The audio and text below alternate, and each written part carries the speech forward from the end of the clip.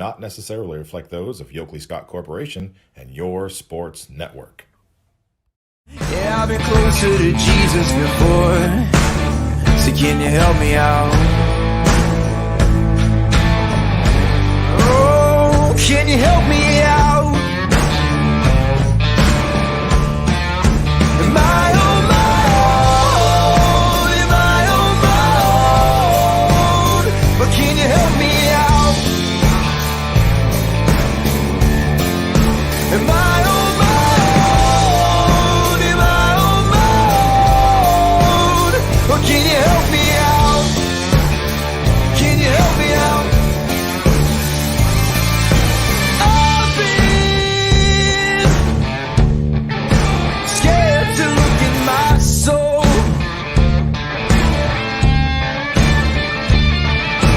I've been afraid I would follow the road. Yeah, afraid of the things I've been told. Welcome in to a Monday edition of Running Point, and now we have officially flipped the calendar into August. We have also officially flipped the calendar to a new era. Ty, officially joining me for my co-pilot, Ty Bartell. Ty, how are we doing today? Doing real good, Anthony. Glad to be a part of this, and glad to be part of a new era and help leading us into a new breed of YSN. The pilot is nothing without a co-pilot, so we're going to bring in this bird that is the jet of Running Point, and we're going to do it together for a long time, hopefully for a very successful run with Running Point on ysnlive.com. Want to remind everyone that the MP Vivo heating and air conditioning hotlines are open all day, as well as the comments on any platform you are watching on. We thank you for tuning in, and this is Running Point once again brought to you by Greenwood Chevrolet in Austintown, and it is Monday, August 2nd, and it is also the start of all the fall sports official practices. We're going to be talking football this week, and we're going to preview every conference, every kind of team, break down their season, break down a couple of big games, break down what we expect from every team. Then next week, when volleyball and soccer get their rosters locked up because they have tryouts that are going on this week, we'll go and we'll preview the volleyball and soccer seasons in the area, as well as golf and all the other sports. So it's going to be a fun 2 weeks as we kind of navigate these next 2 weeks getting ready for fall. And of course, normally we'd have football coaches come on, but with 2-a-days, we're being respectful of the football coaches' time as well. So we're going to be diving into previews these next 2 weeks and getting ready for the fall season. As we start today, we can't go anywhere without giving a shout out to the Youngstown Astros in the Palomino World Series, winning their semifinal game over Brownsville, Texas, 8-3, and advancing to the championship game tonight against Puerto Rico. Ty, let me give you this. Joe Roth comes in the second inning after the Falcons go down 3-0. He pitches 6 innings of no-hit baseball. Offense backs him up, scores 8 runs. Gage Gelato with the grand slam. Man, how proud is it to just kind of be able to say we got people representing Youngstown in a world championship tonight against Puerto Rico? Well, yeah, and I mean, talking about how talented the baseball players are in this area in particular, this is an area that we typically talk a lot about football. It's a huge football mecca, and we talk about it every time this time of year rolls around. Basketball, we've had our slums through. We try to compete with those Cleveland and Akron teams up there a lot, but we've been drastically improving. But one thing we've been steady on, baseball for years, man, and we've always had talent in this area for baseball. And I think right now you're kind of starting to see the culmination of just exactly how much talent there is congregated in this area of Youngstown. And I think it's really great that us on YSN is really showcasing it this year, because it's giving a lot of people this chance to kind of open their eyes and really see, wow, there really is a lot of talent in this area, and there's a lot of talent at those schools. Talking about Joe Roth, I mean, I get a chance to see him every single game at Fitch, with the opportunity and the luck to be able to see him as much as I do. And I mean, he's a phenomenal talent, pitching wise, catching wise. They don't know what he wants to do yet because he's so darn good at both. He's going to be very successful going forward. You expect him to play next level college wise somewhere. But I mean, again, just cementing his talent and his skill level last night with just a huge outing. We're going to be talking a little bit more about that with Don Fletcher at some point in this show. We're going to get the skipper on to kind of recap the tournament so far and preview the championship tonight. We're also going to be talking to TV21 sports director Dana Balish, like we do every Monday at 1 o'clock. And also 1:45, we have a special guest calling in on the hotline. Malachi Roberts, a LeBray grad, played in the Class B with the Athletics and made his Mahoning Valley Scrappers debut this weekend. So we're going to talk to him about the whirlwind that the summer has been, being able to get to baseball experience on the professional scene.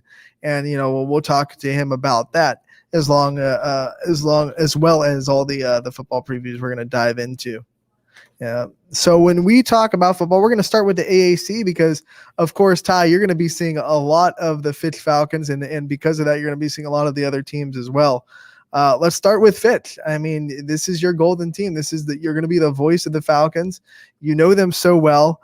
And when you think about them, last year, all the quote-unquote experts were saying they were a year ahead of schedule. Last year was not the year they were supposed to be special. It was supposed to be this year when everyone had that year of experience under their belt. So that all being said, they had a lot of success last year. Some people didn't expect them to. Now all of a sudden they're sitting here with, this is the year they're supposed to be special. What kind of things are happening at Fitch?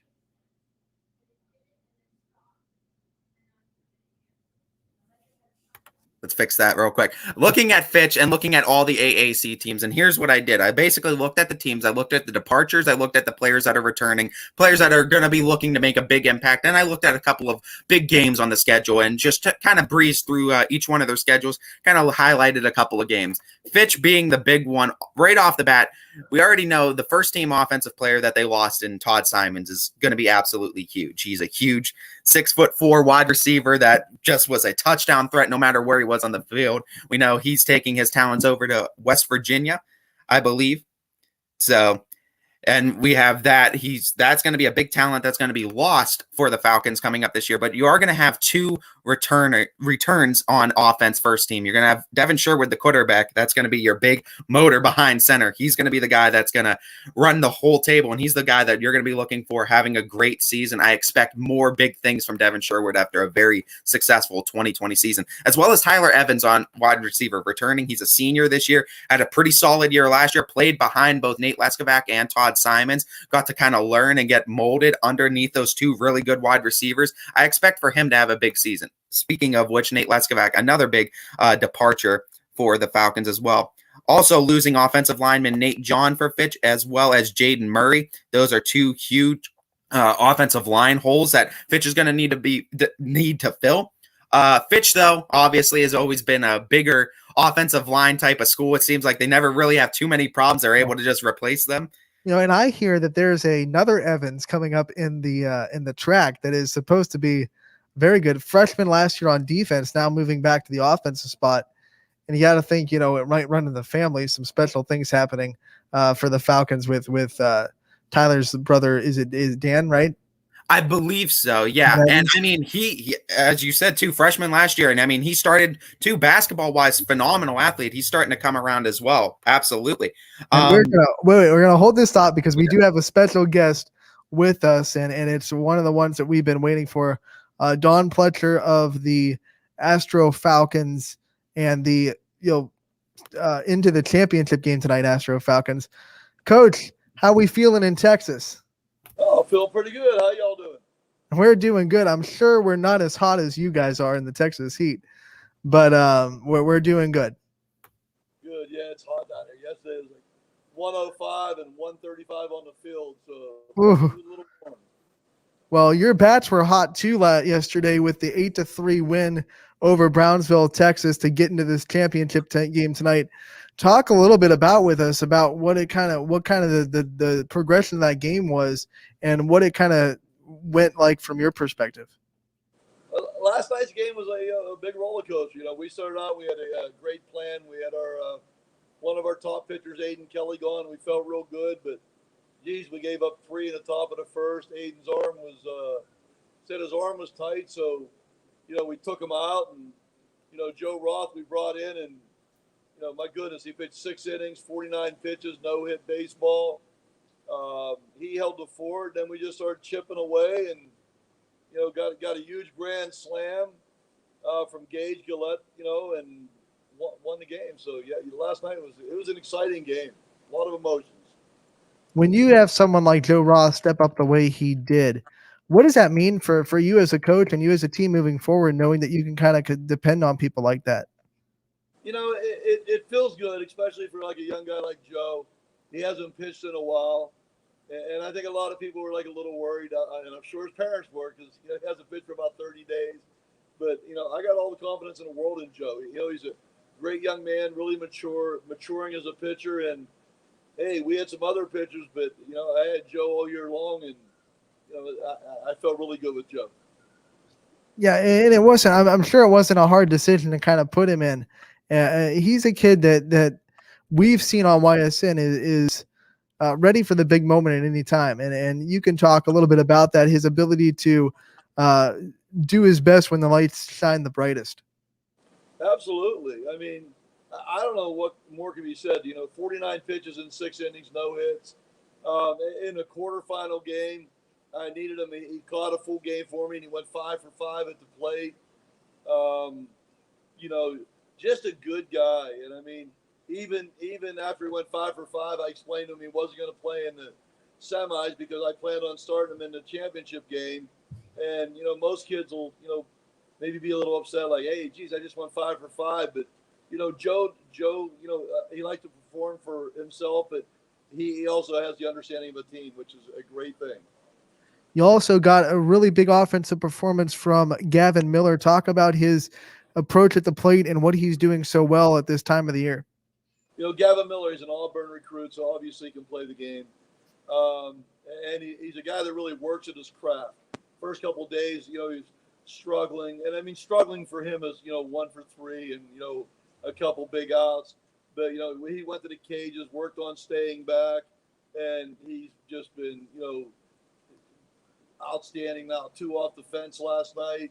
So, it helps going into tonight against Puerto Rico. Everybody's, I think we're firing on all cylinders. So, hey, hopefully it works out here. And talk a little bit about this matchup tonight and what fans should expect when they tune in. Well, I think, Puerto Rico's obviously a great fundamental team. And they're good guys. We're staying at the hotel, the same floor as us. So every night we're with the coaches. But, our kids are down here, the first couple of days, we're just playing ball, having a good time. And then you can see their focus start to turn. I mean, we do a lot of team things, team dinners, steak dinner, last night a barbecue. And today we're just going to a fun zone and play some laser tag and stuff. But you can see the focus on the kids. Being down in Texas, like I said, want to have a good time the first couple nights. Last night, everybody's in bed. Everybody's up in early breakfast today. So really, they went from, hey, let's have a good time to, they got their eye on the target. They know they're the first team from the East Zone to be in the championship, and they really want to represent us. When you think about that, the first team and the ability to kind of become that first team to win it, obviously, what would that mean to this team and to you personally? To the team, I think it would just be a feeling of, just another step that we know we can compete. We tell the kids all the time, Youngstown, Western PA area, we play good baseball. And when we start coming out here 4 years ago, we finished 4th, finished 3rd. But it's we know we're on the same stage with, you hear these great teams from Texas and California. But it's nice to know, when we come in and check in, everybody looks at it, there's Youngstown. And that feels good. Personally for me, it's just, I'm not going to say it doesn't, it means a lot that I get kids together, we have a good time and win. I've been around the game long enough now that it's the kids. I mean, I just, a lot of people, know that we recruit good kids and, they think we just sit in the bucket and roll out the ball. But, hey, that's what we do. We try not to stand in their way and just guide them through the process. And we've talked before about like the standard that the Astros just bring when you put on that uniform. When you talk about this experience, I think it's beneficial for years to come, right? I imagine to get kids to be more take the brand and take the responsibility of wearing that name across our chest a little bit more seriously. Absolutely. We have Mr. Senior started a great tradition. And a lot of the kids, you have to get them to, buy into, when we come into the ballpark, we want to look like ball players. There's a lot of good players that want to play that we don't take. And not necessarily that they're not good players. They can be great players, but you have to respect the game.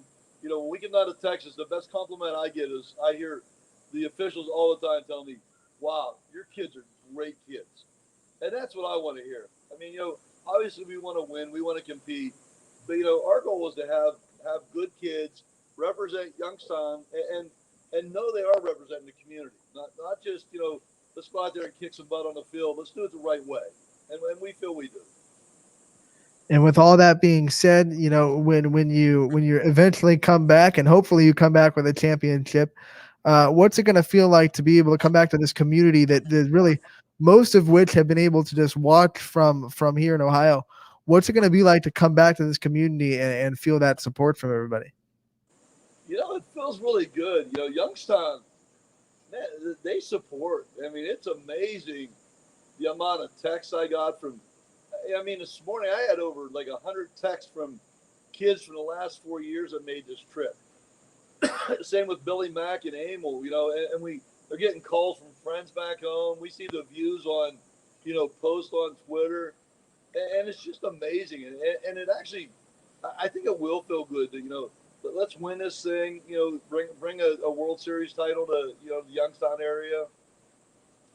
What can I say? I think it would be an awesome feeling. Don, we are all rooting for you, Coach, and we definitely appreciate you hopping on today. We're going to be watching tonight as you guys play Puerto Rico for the Palomino World Series Championship. Good luck, and once again, thank you so much for your time. Hey, thanks so much for what you guys do. Appreciate it. All right, that was Don Fletcher joining us, and once again, we talked so much already about the Astro Falcons and what they have kind of meant for baseball in the area. And Ty, it's so exciting to see them once again in the championship tonight. Absolutely. And just to garner national recognition and just recognition in general, too, for this area, and to let everyone know that sports is still pretty relevant here in northeastern Ohio, and letting them know it down south, especially in that big state of Texas. We know we're always battling with them for both football, basketball, all those athletes there. It's always Ohio and Texas, it seems like, but showing them down in the big state of Texas that Ohio still has. And how fitting was it that we got to beat a Texas team to get into this championship? Just exactly. Tell so them much nicer too. Only about a tenth of the size of the state, but we're still rocking with athletes up here in northeastern Ohio. That's a mic drop moment right there, and hopefully the Falcons can finish the job tonight. Not on YSN, but we will definitely share that stream with all of our fans so they know how to watch the championship game tonight against Puerto Rico. All right, so back to Austintown Fitch football. We talked about Dan Evans coming up, having a bigger role in this team. Some other players also having a bigger role. I know their defensive line coming back strong, but maybe their linebackers and DBs. A lot of kids trying to find new roles in this Fitch organization. Well, looking at it too, and you want to look at the AAC, what their honors were. Looking at some returning players as far as that's concerned, first team defense, AJ Bird, defensive line, and Cam Smith, defensive back, are both going to be coming back. You lose Nate Leskovac at linebacker, but both Cam Smith and AJ Bird really demonstrated the ability to play in big time moments too, and really started coming up big. Cam Smith especially started developing more and more, and I think also going into basketball that helped him more. He started getting more playing minutes, and I think just being around the athletes at Fitch and just being around it, because you got to remember, he's a younger guy coming in, I think his junior year this year. I'm expecting a big step up from Cam, and I think he's ready to take that big step up. Really started to mature a lot during the season, and he's a guy I'm going to be looking for. Also, some returning another defensive lineman, and Donovan Oliver is going to be another one to pay attention to. They also lost Jameer Robinson and Kyrie Long, though, linebacker and then defensive back, respectively. So Fitch, it's going to be interesting. I think going into this year, though, if you want to, before we get to the big games, I think the biggest thing to look up for Fitch is the fact that you have your offensive player of the year, the AAC offensive player of the year, and Devin Sherwood returning. And like I said, the offense is going to go as far as he's going to take them, because the receivers, yeah, he had very talented receivers. The receiver core is going to be And talented. He still does. Like, yeah, he's still going to have that talent there. It's going to go as far as he's going to be able to take them. And we saw him got injured in that Warren Harding game. Unfortunate that he wasn't able to finish that game out, because I know he wanted to in that playoff game last year to end Fitch's season. But I think he's going to be coming back with a vengeance. The big question mark, I think, for Fitch this year is just offensive line. They lost 3 starters on the offensive line in both Nate John, Garrett Hogan, as well as Jaden Murray. So you got 3 holes on O-line. You got to fill that somehow. Correct me if I'm wrong. I mean, the guys that are going to come in, they might not be returning starters, but Fitch was a team last year that rotated a lot. So they are guys with game experience at the varsity level. Absolutely. And that's one of the things that Fitch can kind of lean their hats on too, is they were rotating a lot of guys. And you got to credit that to Coach Parker, because he wanted to make sure that those younger guys got that playing experience, because the big time is now, because he knew he had to play for next year and the year after that as well. And he needed these guys to be solid, especially at offensive line. Back to Smith on defense. You were talking about him and how much he's grown and how much the other sports he's played has helped him. One of the things I love watching him play, he's such a cerebral player. Like, he's so smart on the field. Like, he doesn't make mental mistakes a lot. It feels like he knows the game of football. He knows the X's and O's a lot. And he's a great student of the game. You can see that on the field when he's coming through, some of the decisions he makes and some of the savvy plays that he's able to make really make him stand out as one of the probably mental leaders of that defense. Would you think? I think so. Absolutely too. And you know what? One thing I will always credit Cam Smith for, and I saw it a little bit in football, but I saw it a lot in basketball. Coaching, sometimes you get your coaches that'll coddle. Some coaches will be a little bit tougher on you. Coach Beanie is notorious in basketball for being a little bit tougher on his players. And one thing you'll notice too, when he's a little bit tougher on Cam doesn't take it. It's not that he receives it in a bad way. He takes it and he's like, all right, I need to become better. He takes criticism very well. And then he also takes it and he's able to apply it to other players to make them better as well. Cam Smith is a tremendous talent. And I do think, he's going to take a big step up for this Falcons football team. That's where I'm like, he's another coach on the field. And that's what I was on the defense. I feel like if I had to pick a player on Fitch that might be like the most likely to become a coach in his future, I think Cam Smith is up on that list. He's once again, he's very mentally strong, knows the game very well. You can tell that with the way he plays. And I think when you talk about him, you can't love on his ability to coach his teammates more. He's going to be playing defensive back too, and we know with the AAC they like throwing a lot, so he's going to have all kinds of traffic coming his way. How much of a benefit is it that he has to go up against Devin Sherwood and that receiving core in practice every day? Yeah, exactly. And it's nothing going to do nothing but benefit him. And like I said too, I think he's going to have a pretty solid season coming up. I'm excited to see what he has to bring. But that defense, like you said, he's that on-field coach where he's going to make sure everyone's in defensive alignment where they need to be, and make sure everyone's playing the position they need to be. If the high school had the green sticker, he'd probably be wearing it. Probably. And then, to just kind of close out Fitch before we go into the other AAC games, the 2 games that I highlighted on this one, obviously we know Boardman's a big game, but we'll talk about that with Boardman a little bit. So I wanted to highlight a couple of different games. A big game that I saw right off the bat kind of early in the season, September 10th versus Ursuline at home. We know how big Ursuline was last year. That's going to be Ursuline, by the way, preseason Division 4 number 1. Yeah. So, you're looking at a clash of some Titans there, too. Fitch came away with that victory against Ursuline, but after that loss to Ursuline, Anthony, it really seemed like they started turning on the Jets, and they just took off from that loss.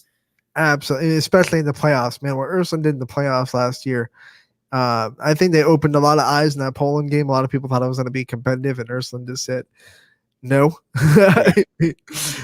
So Ursuline opened up a lot of eyes, and they're returning a lot. So I think that's one of the reasons why people are really high on Ursuline going into the season. Preseason rankings don't mean much, but when you're looking at that game and you're looking at games that could be really fun, I think on Fitch's schedule, that is definitely one you have to circle. September too. It's not going to be cold. They're going to be throwing a lot. It should be pretty warm. Hopefully, if the weather stays off of the field as far as rain. Yeah, but you never know in Ohio. The second game I highlighted too for the second big game was that October 1st game at Canfield.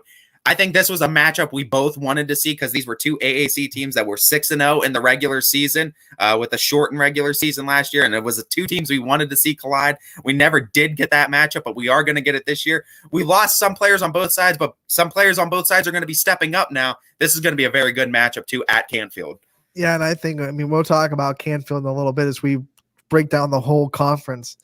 But that matchup is going to be so fun because when you look at it, and you match them up on each position, it's like each team has a couple of advantages in different spots, but no team has the distinct advantage on paper when you look at matchups. And I mean, looking at the two teams that have like some of the most returns, you got Canfield, Boardman has a lot, and Fitch. So, I mean, a lot of returns as far as that talented teams that they had last year. For example, we already talked about Fitch not returning as much on the offensive line. Canfield returns a lot on the defensive line, so that advantage goes to Canfield. But then you look at the receivers versus DBs, that advantage probably goes to Fitch because Canfield is going to be plugging in a lot of new guys in the back of their secondary. So it's really interesting, like I said, because there's no team on paper when you look at matchups and players and where they're put in that have a distinct advantage over the other one. I mean, you can say in parts, this team has an advantage here, this team has an advantage here, but it's not one overwhelming the other. No, and the two returns you honestly really need to pay attention to, Devin Sherwood, Brock Lowry. Other than that, it's going to be 1-1 on that, and it's going to be an offensive show because of that, and that's going to be fun enough. And, I mean, defense, though, that is a great point, and Canfield might have that edge, too, defensively. Of course, it's early. We don't know yet until we actually see games, but, I mean, on paper right now, you might give that slight edge to Canfield defensively, and being at home, it'll be a good game, though. I'm excited to see Lowry versus Sherwood. Canfield's D-line will be legit. They are, in my opinion, the best linebacker in the area, and Chris Sammer, and they're losing him.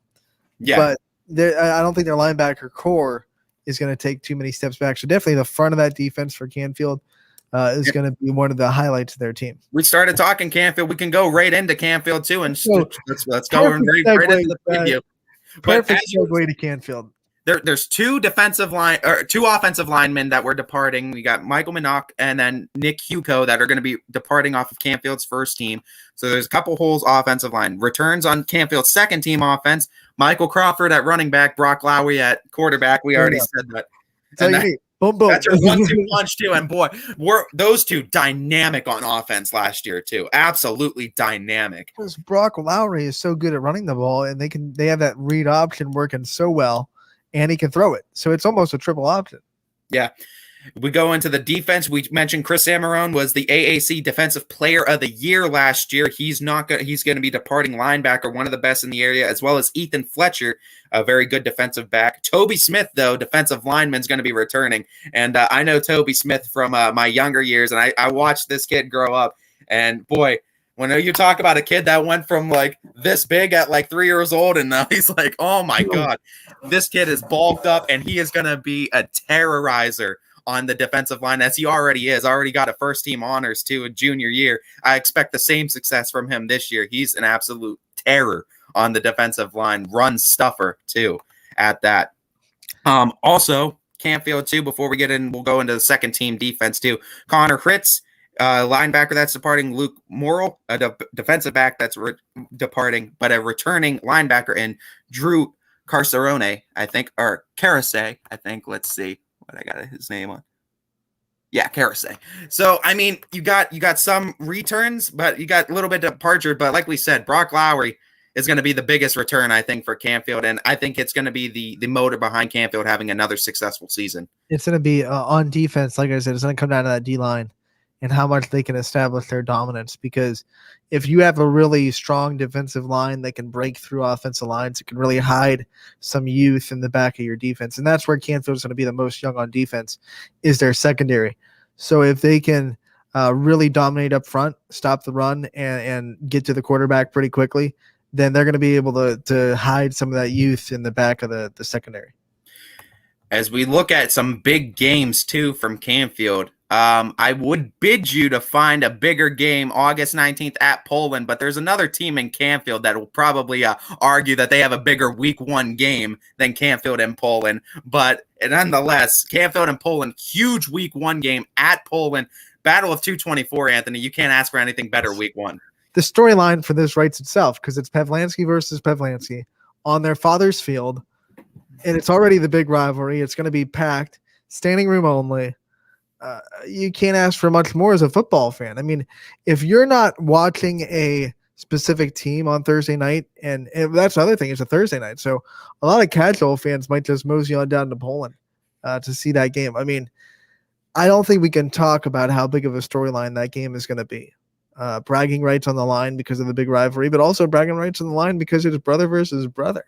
And then you look at the matchups and you look at like Poland is that tough nose. We're going to run it down your throat. We're going to have 2 fullbacks in the game, power eye, and Poland's running the ball a lot. Canfield's the opposite. They want to attack. They want to move the ball quick. They want to throw a little bit more than Poland, so it's going to be a game of tempos.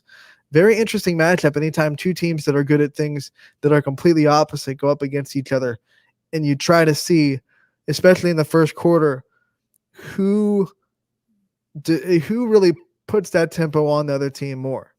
Yeah. And I mean, Anthony, correct me if I'm wrong. I think you and I are on the same page. We expect both Canfield and Poland to make pretty decent playoff runs too, going into the postseason. So these are going to be 2 just very talented teams, 2 of probably the most talented teams in the area that you're going to see bright and early week 1. I mean, this is going to be a fantastic week 1 matchup, and it highlights a bunch of fantastic week one matchups. Fun. Week 1 is so fun this year because almost all the rivals are just going to play each other week 1 instead of at the end of the season. We're going to see a lot of matchups that we were really wanting last year that we were going to get this year.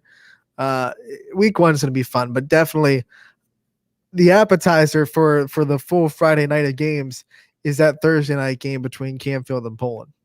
Yep. Looking at these other games too, we wanted to do 2 big games for each team in the AAC. And Anthony, you pretty much would not let me get New Philadelphia off the hook on this, and you wanted to talk about this, so I'll let you talk about this September 10th game at New Philly. Well, we talked about this game specifically with Mike Pavlansky last week on this show. He wants this team to travel, and New Philadelphia is a heck of a bus ride. I believe it's about an hour and a half, maybe closer to 2 hours from Canfield to New Philadelphia. You are taking a trip. And you're making that trip worth it because New Philadelphia is a state powerhouse. I think it's so important to make those trips because in the playoffs, you're going to be making some trips if you make a deep run. So great foresight by Coach Pavlansky to decide to make those trips and get his team used to making a long trip once in a season. And this one's going to be maybe the biggest trip of any area team takes this year, going almost 2 hours away to New Philadelphia to a stacked New Philadelphia team that is kind of hungry because I believe Canfield beat them in Canfield last year. Yeah, and I mean, Canfield in general has a pretty tough schedule going on this year, but I mean, if Coach Pavlansky would have it any other way, I don't think so, because I mean, he's going to power up this schedule, make his boys go through a gauntlet so that, just like you said, Anthony, they're ready for the postseason when it rolls around. In this 16-team postseason, I don't think he cares if they're not undefeated. Of course, you always want to go undefeated. You want to win every game. But if they go into the playoffs 8-2, but they are so prepared because they've played this gauntlet of a schedule, I think Mike Pavlansky would be sitting pretty. Well, yeah, and you make a great point, too. When the playoffs expand now you don't need to worry necessarily. Obviously, you want to win every game, so we're not taking that away from any coach before I say this, but it's not as much of a detriment to you if you lose that one game or if you lose those 2 games on the schedule because you still have a great chance to make the playoffs. And we all know once playoffs start, you just got to be there. And then once you're there, anything can happen from that point on. Yeah, you just want to make sure that you get a top 5 seed. That would be great for a Canfield because I don't think Canfield wants to dip below 5 in that Division 3. You don't want to have to be an away team going somewhere to face them. Yeah, absolutely. You want to week 1 of playoffs, everyone up to the 8th seed will be hosting this year. but then all of a sudden you're right on the road the next week. Exactly. And that's what you want to be home as much as you can. And being in that top 4, top 5 is most likely going to get you at least 2 home games out of that. And you want as many as you can going on deep playoff runs. And I got to say, I think that if Canfield goes 8-2 with that schedule, then the top 5 is not anywhere out of the realm. I could definitely see them finishing, within the top 5 with an 8-2 schedule, especially how tough their schedule is, and knowing how Joe Itel does the points and everything. You might see them get some points too. That also, way. Especially if they win the right games, because different games give you more points. Exactly. They win that New Philadelphia game on the road. That's going to be a lot of computer points for the Cardinals. Yeah, and it might be a situation too where 8-2 or 7-3, but one of those wins is New Philadelphia might rank you a little bit higher, or maybe the same as an 8-2 team. And then as soon as you play a team, you better be rooting hard for them so you get as many computer points exactly as possible. It's fun, man. It's fun how that whole thing works out, and you've got to start rooting for your opponents too, right, that you just beat up on. You play New Philly, you get that win, you leave, and then you say, I hope they win the rest of the games. Win the rest of the season. Yeah, win out now, so that way I could get ranked a little bit higher for the playoffs. But no, those are the 2 huge games I think for Canfield, and I mean it's just another one. This AAC conference is going to be fun to watch, man. Do you want to just go down their schedule? And just kind of list out what their schedule is. I mean, with as tough as their schedule is, we could absolutely pull up Canfield's 2021 schedule and just take a peek down it. I mean, obviously, we know that August 19th game is at Poland. That's week 1. You go August 27th versus Dover. That's going to be at home. So you go rematch from last year, by the way. Yep. Cleveland JFK is at home September 3rd. September 10th, we know, is at New Philly. This is going to be an interesting game. September 17th versus Cheney. Cheney's one of those teams, and we'll get when we start previewing the Steel Valley. Cheney's a team that I'm very high on, and I think that they're going to be up and coming here in the next few years. But that's going to be, I think, a very good game. Marion Pleasant, September 24th, they're coming to visit Canfield. Then you got October 1st versus Fitch, October 8th versus East, and then they finish the season October 15th at Howland and October 22nd at Boardman. So 3 of the last 4 games are conference games. Yeah, they missed. I mean, either I missed it or they're missing the Harding. Harding's not on that schedule, right? Harding is not on this schedule for them. No, so it's just it's Boardman, Howland, and Fitch, but they're playing them 3 of the last 4 weeks, so that's going to have huge AAC implications too towards the end. And I mean, you look at it too. I mean, head to toe, the schedule from Canfield, they got a pretty tough schedule too. Some repeats from last year, and we know how many good games they had last year. I love that they're bringing in Pleasant too. I mean, bringing them to Canfield. I know that is hilarious that they're coming all the way in. But I mean, it's great too because I mean, it's a chance for people around this area to kind of check out those other teams too. And I mean, it might be worth it too if you're in Canfield that night. Go grab a ticket, go check it out. First 2 games are on a Thursday, the rest are on Fridays. But once again, it's going to be interesting to see them on Thursdays those first 2 weeks, being able to draw in some of the casual fans that don't have other football games to go to. Yeah, and I mean, it kind of odd that first week you said, too, that such a huge game against Poland. You would think you'd want that on a Friday night because of work schedules you want, but I don't think that's going to be an issue at this point. I mean, you can have it on a Tuesday night. It's going to be a packed house. The thing about now that it's on a Thursday, all the lights just go whoosh. Yeah. I mean, right to that game. Yeah, and I think, and you know what, I think that's why they wanted to do it, because when you talk about, having people show up, because you want sold out, you want to draw as much as you can, but this is a game that's going to draw regardless. This is a sold out game in the making, no matter what day you would have put it on. And I talked to Pav earlier this week, and this was interesting. I didn't know this, but this is the first time they've ever opened with Poland, opened the season with Poland. Really? I did not know that. That's incredible too. In their entire history, this is the first time that they've ever met. They're not the first time they ever met. Week 1, obviously. That's what I meant. Yeah. First time they've ever met week 1. Well, you think about it, rivalry games are usually towards the end of the season. Yeah. But still, out of all those years through the 20s and everything, like not one time did they not play each other. According to Pav, he said in our interview, he said that was the first time that they're opening the season with Poland. And that's, just to highlight it again. I mean, This is the beautiful thing about sports. Is it an advantage though? Because you need a scouting report on Poland. Everyone changes every week, but Poland is not a team like Pleasant or New Philly that you almost don't know anything about. Like, you know what schemes Poland is running. They've run the same schemes for a while. And that's it's like, I know it's a new coach. You're going to try to get from the schemes for brothers. You know, people talk to each other about each other's schemes. They've bounced ideas off of each other's head with both being coaches. This is two teams that are going to know exactly what each other is going to be playing, and they're just going to have to punch and counterpunch each other the whole night. Here's another interesting thing, though. It's such an emotionally big game because of the rivalry for both teams. I'm interested to see for both teams, and we'll talk more Poland when we dive in the 88 later in the week. Both teams, how they respond the 2 or 3 games after that. Because if you win that game, obviously you're going to be feeling really high about yourself.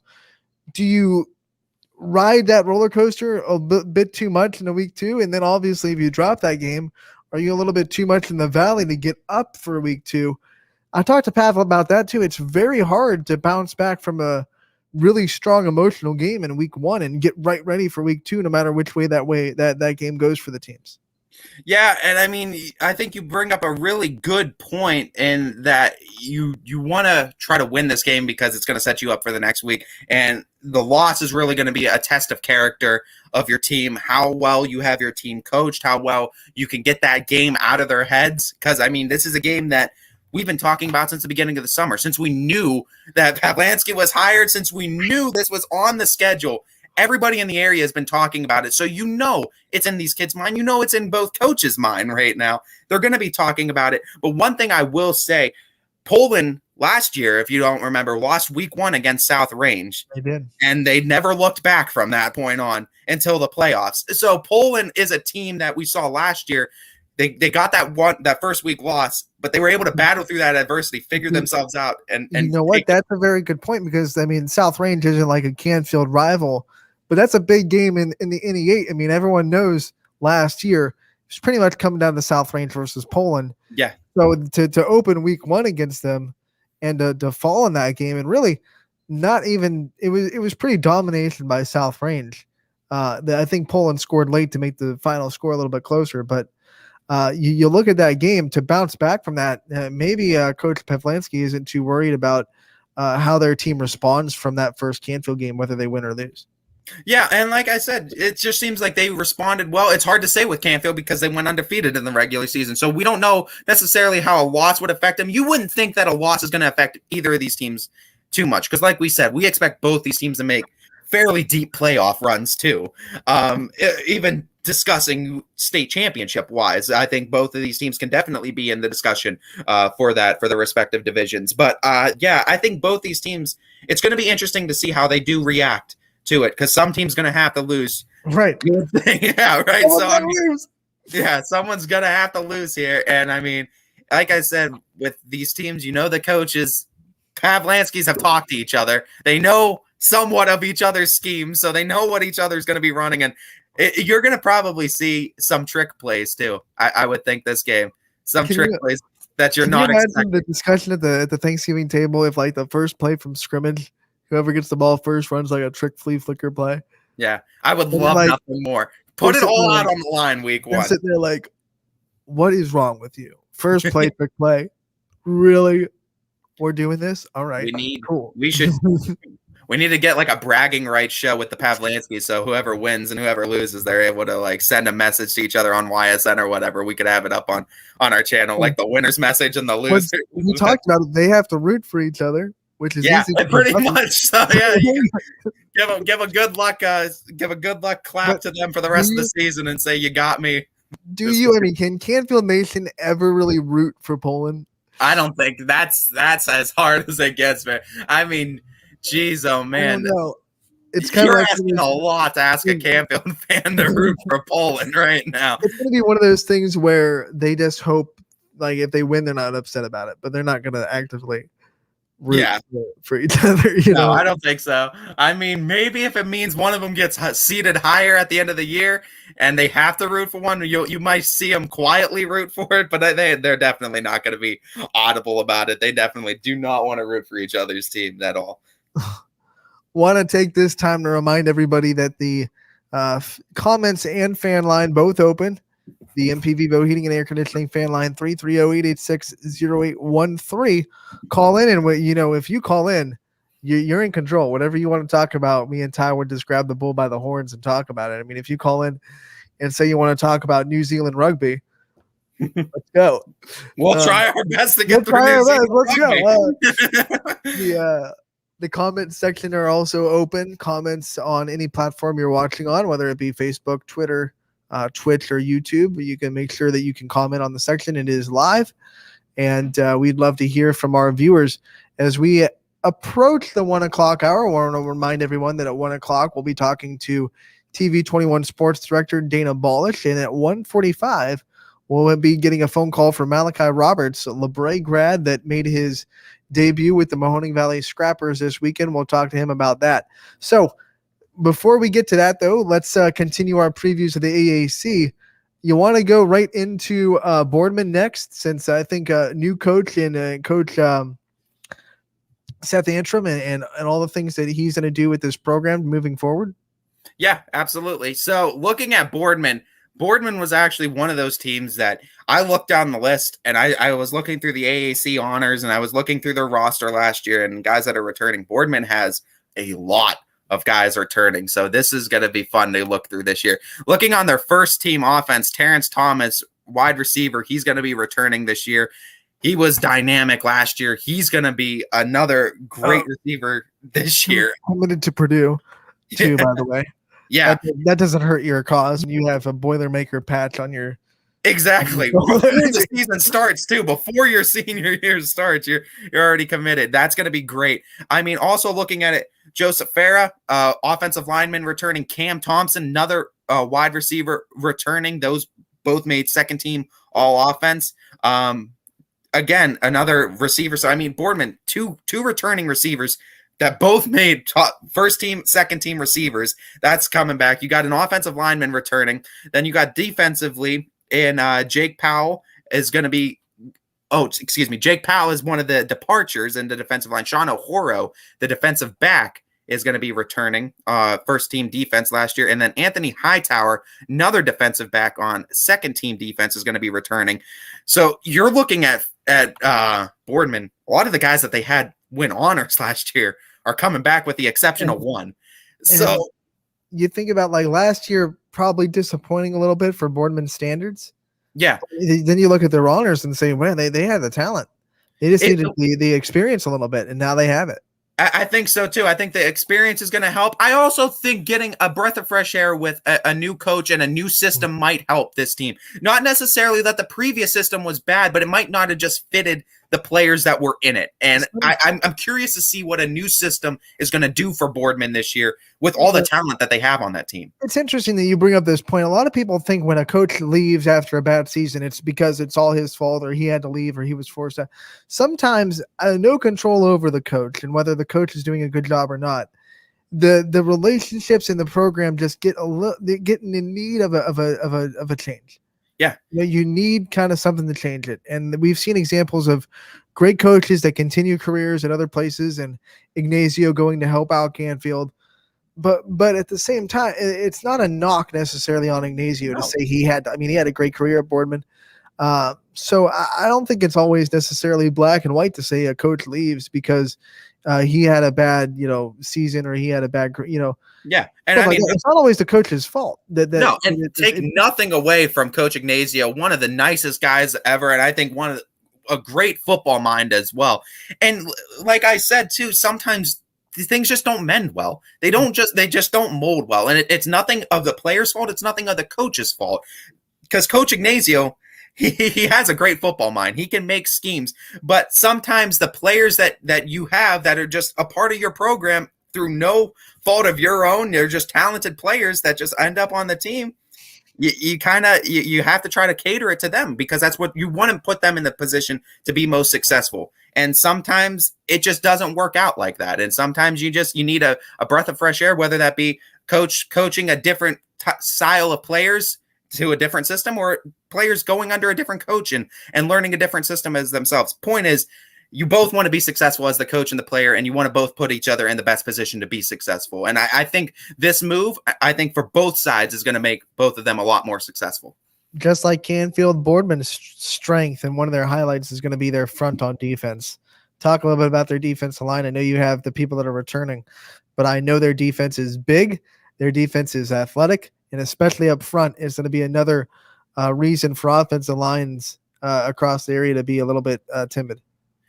One game I remember last year was that week 1 game, Fitch versus Boardman. And I mean, it was obviously after a crazy year of COVID. So trainings were all kind of out of whack. So every team kind of tried to prepare for each other last second. But one thing I remember, Fitch ended up winning that game, and they had most of the offense in it, but they only started getting that offense after Fitch started throwing. That was the game, if you remember, Devin Sherwood threw 5 touchdowns. I think running the ball wise, I think they had 25 yards on the ground. So if that tells you anything about Boardman and how much they could stop the running game, because Jamel James is not an easy man to bring down for Fitch in that backfield. So for them to stuff the run game, and I mean outside, inside runs, just really contain the run game, that's going to be interesting. And you got 2 defensive backs returning as well. You just got to make them in the right position to stop that passing game a little bit more, because the talent is there in the secondary. They're in a position where a lot of their opponents are replacing a lot of offensive linemen. Might be easier to get to quarterbacks and slow down that passing attack. Exactly. And I mean, you saw too down the list, not just Fitch, but every team losing offensive line talent. Obviously, you got to replace that too. Some teams are going to have an easier time than others, but this is going to be a tear for Boardman then if they see, oh my God, there's this first team offensive lineman that's gone. This one's gone. This one's gone. You're looking with your eyes wide open right now. Your tops a little bit. Yeah, because you could think you could wreak havoc on all these AC teams. Those big boys are going to line up, and all of a sudden the other offensive linemen are going to look like giant slabs of ham a little bit. Like I mean, they're going to get them up and running too. And I mean, it'll be good too. It will be great for the AAC if Boardman is very competitive this year, and we expect him to be. I don't look at this AAC team, any of these 5 teams, and I don't think that any of them are going to be bad this year. I think every single one of them is going to give you a tough schedule. Whether or not they finish with a winning record, who knows at the end of the year. But I guarantee you, every single game you play any of one of them, it's going to be a tough nose game. And with these schedules, and we're going to go through Boardman's in a little bit, a losing record doesn't always mean you're a bad team. I mean, it just means you went through a gauntlet of tough football. I mean, you have to look with these schedules, you have to look at a little bit game to game and dive a little bit more into film to really judge a team. You can't just look at their record. And if you want a perfect example of this, and I've defended them all last year, Cheney last year had a losing record, but I've said it time and time again, Cheney was not a bad football team last year. If you look at their losses, lost by less than a touchdown to Fitch, lost by less than 3 points to Howland, like losses that weren't bad losses at all. I mean, yeah, is any loss a good loss? Whatever. But you know what I mean? They were competitive up until the end of every one of those games against big name teams too. So this is a team that I thought is going to be coming back. And it's the same thing, I think, Boardman wise. And it's not a team that you could count out. You can't look at last year's record and automatically assume that's what you're expecting this year, especially with everything that happened last year. Last year was a blur for me. And I mean, yeah, you want to try to look at it and compare things, but I mean, last year's football schedule, nobody was really prepared. And some teams got dealt a worse hand than others. And remember, there were some teams that had new opponents on the fly because, hey, this team, has a COVID thing. We can't play them next week. We gotta replace our schedule. Yeah. There were some teams that you had like 2 days to prepare for. Good luck, roll the dice. Yeah. And just kind of put your best foot forward. And it's not trying to give any team excuse, of course, because every team had to go through it. But we know for sure certain teams got dealt a worse hand last year than others. And that's just a matter of the fact. Let's go through Boardman's schedule as we wrap up the 12 to 1 hour. Absolutely. So the 2 big games before we go through their schedule that I highlighted, their one game, August 27th at Cheney, is the one I highlighted. I think that's going to be a great game because I think these are both 2 teams that, we talked about, had a little bit of a losing record last year, didn't play as well as they wanted to, but have a lot of talent on their teams. This is going to be a big game, I think, because these are 2 teams trying to prove themselves out there on the field this year. As I'm gonna say, it's two teams right off the bat that have a lot to prove, and whoever wins that game might have a foothold of a winning record, and whoever loses that game might be looking down a dark deep tunnel of a tough schedule, saying, well, we better dig ourselves out of it. And not to mention the type of play that both these teams running quarterback style is. They like to break out of the pocket a lot and run the ball. You're going to see a lot of running in this game by these two teams, and it's going to be a lot of old school hard nose, beat them up in the line and try to win it in the trenches. So a lot of these quarterbacks for both teams, improvised football, backyard football is the new term that's going around with some of the quarterbacks we see in the professional scene. So we're going to see a lot of that with Chaney and Boardman, a lot of improvised backyard football. And then, of course, you cannot talk about Boardman without talking about Fitch in any given season. We didn't talk about it with the Fitch games, but we have to talk about it with the Boardman games. That October 15th versus Fitch, it's a big game every single year. This year, it's going to be held in the middle of the season, closer towards the end. Last year, we know that was week 1 of the year, but Fitch and Boardman this time, it's going to be, I believe, at Boardman. Yep. So at Boardman, and it's going to be a good game under Boardman, and chance to upset their big rivals at home. Yeah, at Boardman. Yeah, I think when you look at Boardman Stadium, it's kind of like almost its own intimidation factor a little bit. It's got a little bit of a different feel to it. It's got the big turf and the kind of the big overarching stadium seats. Yeah, and I mean it's a place too where Boardman has been able to upset Fitch before too when Fitch has come in the favorites.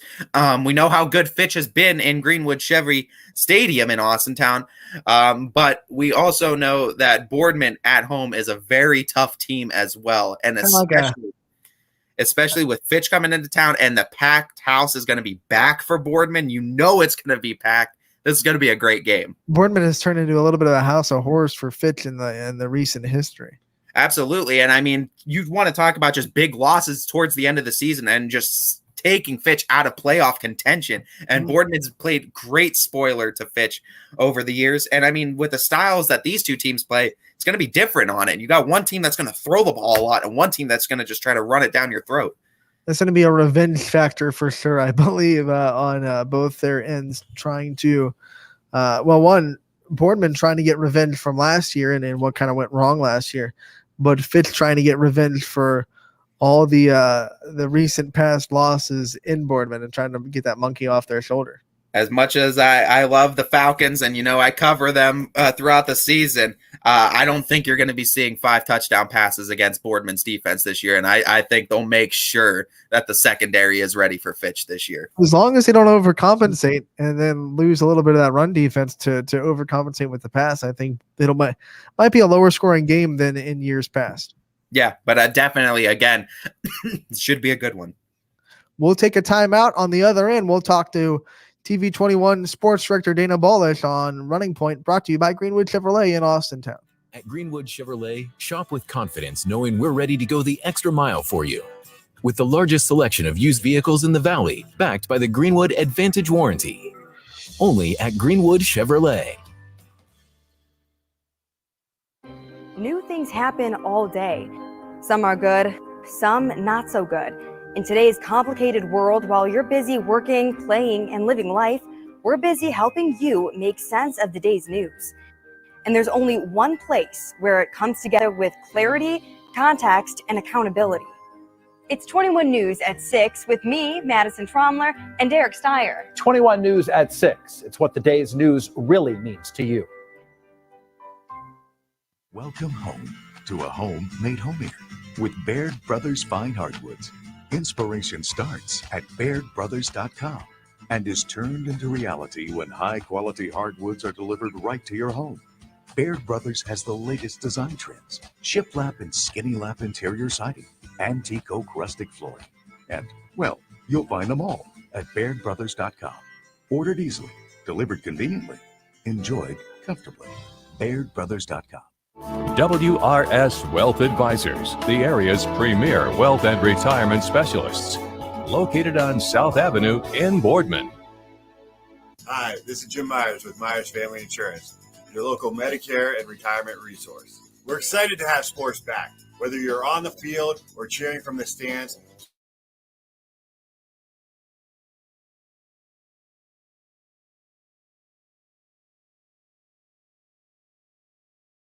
Help you with your Medicare and retirement needs. The annual election period is October 15th through December 7th. Now's the time to make sure your plan continues to meet your needs for the upcoming year. Call today. Hi, I'm Colin Chupa. And I'm Kelsey Clem from K-Squared Marketing. Our boutique marketing firm specializes in media planning and buying, public relations, event marketing strategies, and strategic sponsorships. We can integrate our services with your existing game plan, or we can be your entire marketing team. Your goals, our game plan. Let's win together. Call K-Squared Marketing at 330-623-2730 or visit ksquared.marketing to learn more. Anthony Hartwig back with Running Point on this Monday edition, brought to you by Greenwood Chevrolet alongside Ty Bartell, and we are joined by TV21 Sports Director Dana Ballish. Dana, how are we doing on this Monday afternoon? Good, guys. How are you? We are good, and we talk about this weekend, and we talk about some of the things that were. I think we're all excited for official practices to begin today for all fall sports. It's kind of like the gates have been open, and the wheels can start turning for our coverage of fall sports. Yeah, football season officially opens today, as well as the other fall sports, as you mentioned, Anthony. But, football's kind of been going on for, several weeks now, and it's a chance for, coaches to put on the helmets and the shell, so to speak, with the pads, and do that for a couple of days before hitting starts later this week. And then, the first scrimmage could be Saturday. So not a lot of time, but a lot of coaches spent the month of June and July with the installation, and now they go to the operation of that and make the necessary adjustments that they have to make. Dana, my question for you, Ty Bartell, by the way, my question for you is, with fans being allowed back in stadiums full capacity wise, what does that mean for the Valley to be able to have football back at full capacity this year?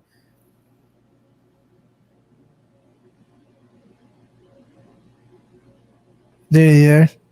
Yes.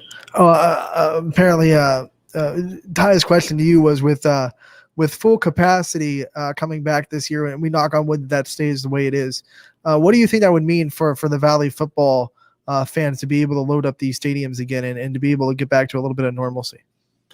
Well, last year it was parents and 1,500, and to be quite honestly, I don't know, if those numbers will change that much, even with it being full capacity. I think, for kids to go out and parents to see them play, this year, is what they have to do. Obviously, more people can go, but if you have a day like today, you'll have good crowds. But mostly when the weather is sketchy at best, you'll have your parents be there. But again, you're going to have bands there, and you're going to have the visiting band probably there. So you'll get bigger crowds this year, and I think that's good for high school sports.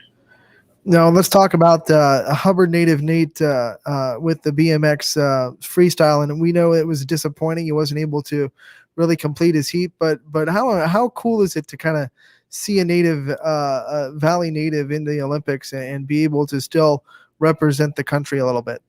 Well, for Nick, unfortunately, he suffered an injury in practice and really wasn't at full strength. You kind of saw that. In the opening round, when every participant advanced, it was for seating purposes, and it kind of just didn't have it there. And then on Saturday, I just think it was frustration. But to get to that level, is a win amongst itself. I think everyone's proud of him, no matter what the outcome was. And unfortunately, Nick was one of those competitors that had a lot to show, but just couldn't do it because of the injury. But he's 29. Perhaps he'll get back there in what is now 3 years instead of 4 because of the Olympics being a year later. But, anytime, local people do well, you're always, anytime they make it, no matter how they fare, you're always proud of them. And, we've been fortunate in 1996, we had, a couple of athletes in swimming and archery, and we've had some local athletes throughout the history of the Olympics, compete. And anytime you see a local athlete do well, you're very, very proud of him and want to promote him or her and that sort of thing. One of the things that broke last week between the time we had you on and now is Mike Kernan leaving Ursuline for a job at the next level in softball. What put into words what he meant for not just Ursuline softball, but I know he did a lot of things for the softball community as a whole in the area.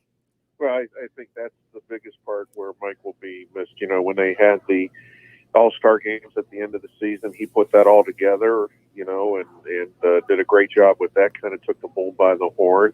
You know, always promoted his program, always wanted to promote softball in the area, you know, had the preseason tournament or the tournament right at the start of the season as well. And, you know, he was doing double duty at Ursuline. I mean, he was the softball coach, was the girls basketball coach, but I know softball's his love. And, you know, he's moving on to Florida and, you know, where you play softball pretty much all year round outdoors. So Mike will do a good job no matter where he goes. And certainly, you know, I'm going to miss him. He did a great job in promoting, like I said, softball in general.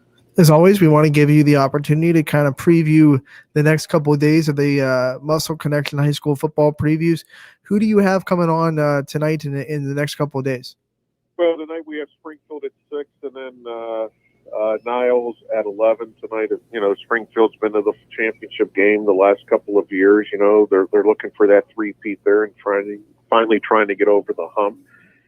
You know, it won't be as easy. Never that it's easy, but I think, you know, they lost quite a bit, but they still have Brungard at the quarterback spot. And, you know, that's your most important position. So we'll take a look at them. Niles tonight, again, looking for a quarterback, a team that, you know, went to the playoffs and, you know, got eliminated by a good Strongsville team and then lost to Howland, and those two teams will open the season. So, you know, Niles is getting ready. Tomorrow night, you know, we have Poland at 6 and Canfield at 11. I mean, they play each other, you know, in the opener in a couple of weeks on a Thursday night. And, you know, that will be interesting. The first time ever that the Pavlansky brothers have battled in a regular season game. So, you know, that's going to be interesting. Then on Wednesday, we go with Leetonia at 6 and Cardinal Mooney at 11. Paul Julia now in his 4th season at Leetonia. You know, the big news in Leetonia is they're getting turf. It won't be ready for their opener, but they're getting turf. And then Cardinal Mooney, Carl Fellini in his second year, looking to rebound a little bit after, you know, what they're labeling a very disappointing year last year. Mooney got some returners back again. That quarterback spot, 3 or 4 guys looking at that position. So that's what we have Monday, Tuesday, and Wednesday. And I know Mooney's a little bit down the line, but I'm sure you've talked to Coach Bellini and a couple other people involved with Mooney football. How excited are they about their new home and being able to play home games at Mineral Ridge and kind of, I don't know if separating them, be able to have a home game when they play Ursuline and being able to say it's our home game and it's not just a split field? Well, I think, first of all, when you're in a college atmosphere, you know, it's, you know, you'd like the compact where the fans are all kind of close together, and they're going to get that at Mineral Ridge. And I think, you know, they're going to look at it for a year and kind of see where they go from there. But I think it's a good move for Mooney to do that. You know, the underlying factor in all this is the expense, I think, and at Youngstown State, you know, where if you go back in the day, I mean, Youngstown State was hosting the City Series, Ursuline and Mooney, and now they're just hosting Ursuline. So, you know, schools have to make that decision on what they want to do. But, you know, Mooney's going to try playing at Mineral Ridge. It's, you know, it's not as big, obviously. I think it's more compact and it's turf, and I think Mooney will be there. I think they'll like their settings and you know, and go from there. And before we let you go, I know you're a big Browns fan, and the Browns were able to sign Nick Chubb over the weekend. What do you think of this signing? I know a lot of people are excited about it. What do you think about signing Nick Chubb to a 4-year deal with a lot of guaranteed money on the line? Well, they had to do that. I mean, he wants stability, and I think Stefanski has gotten it. Look, the front office has stability, and now they have to relate that to the playing field and the players. And I think once you get that stability with everyone, you know, then you could have a long run at success. You know, and I think Chubb is the first step in that. Now, again, you know, are they going to get something done with Mayfield or not? You know, no one seems to know when that will happen or if it will happen. But, you know, to be quite honest, I think, you know, the Chubb signing's a good signing. You know, I think the Browns are going to wait to see what Baker does this year. And I have no problem with that. I have no problem with that. I think that it's something you have to do. That tells me they're probably not sold on him just yet. You know, they need that defining factor to make sure that this is the guy. And I think that will tell us a lot. I think a year from now, you know, if we're still talking that Mayfield doesn't have a contract, then I don't think Baker Mayfield is the guy. So I like kind of like what the Browns are doing. I think Chubb was, you know, now you can concentrate on some of the others, you know, be it Mayfield or Denzel Ward. But they had to do that, and I think, you know, getting that done before the season is huge because now it's not a distraction.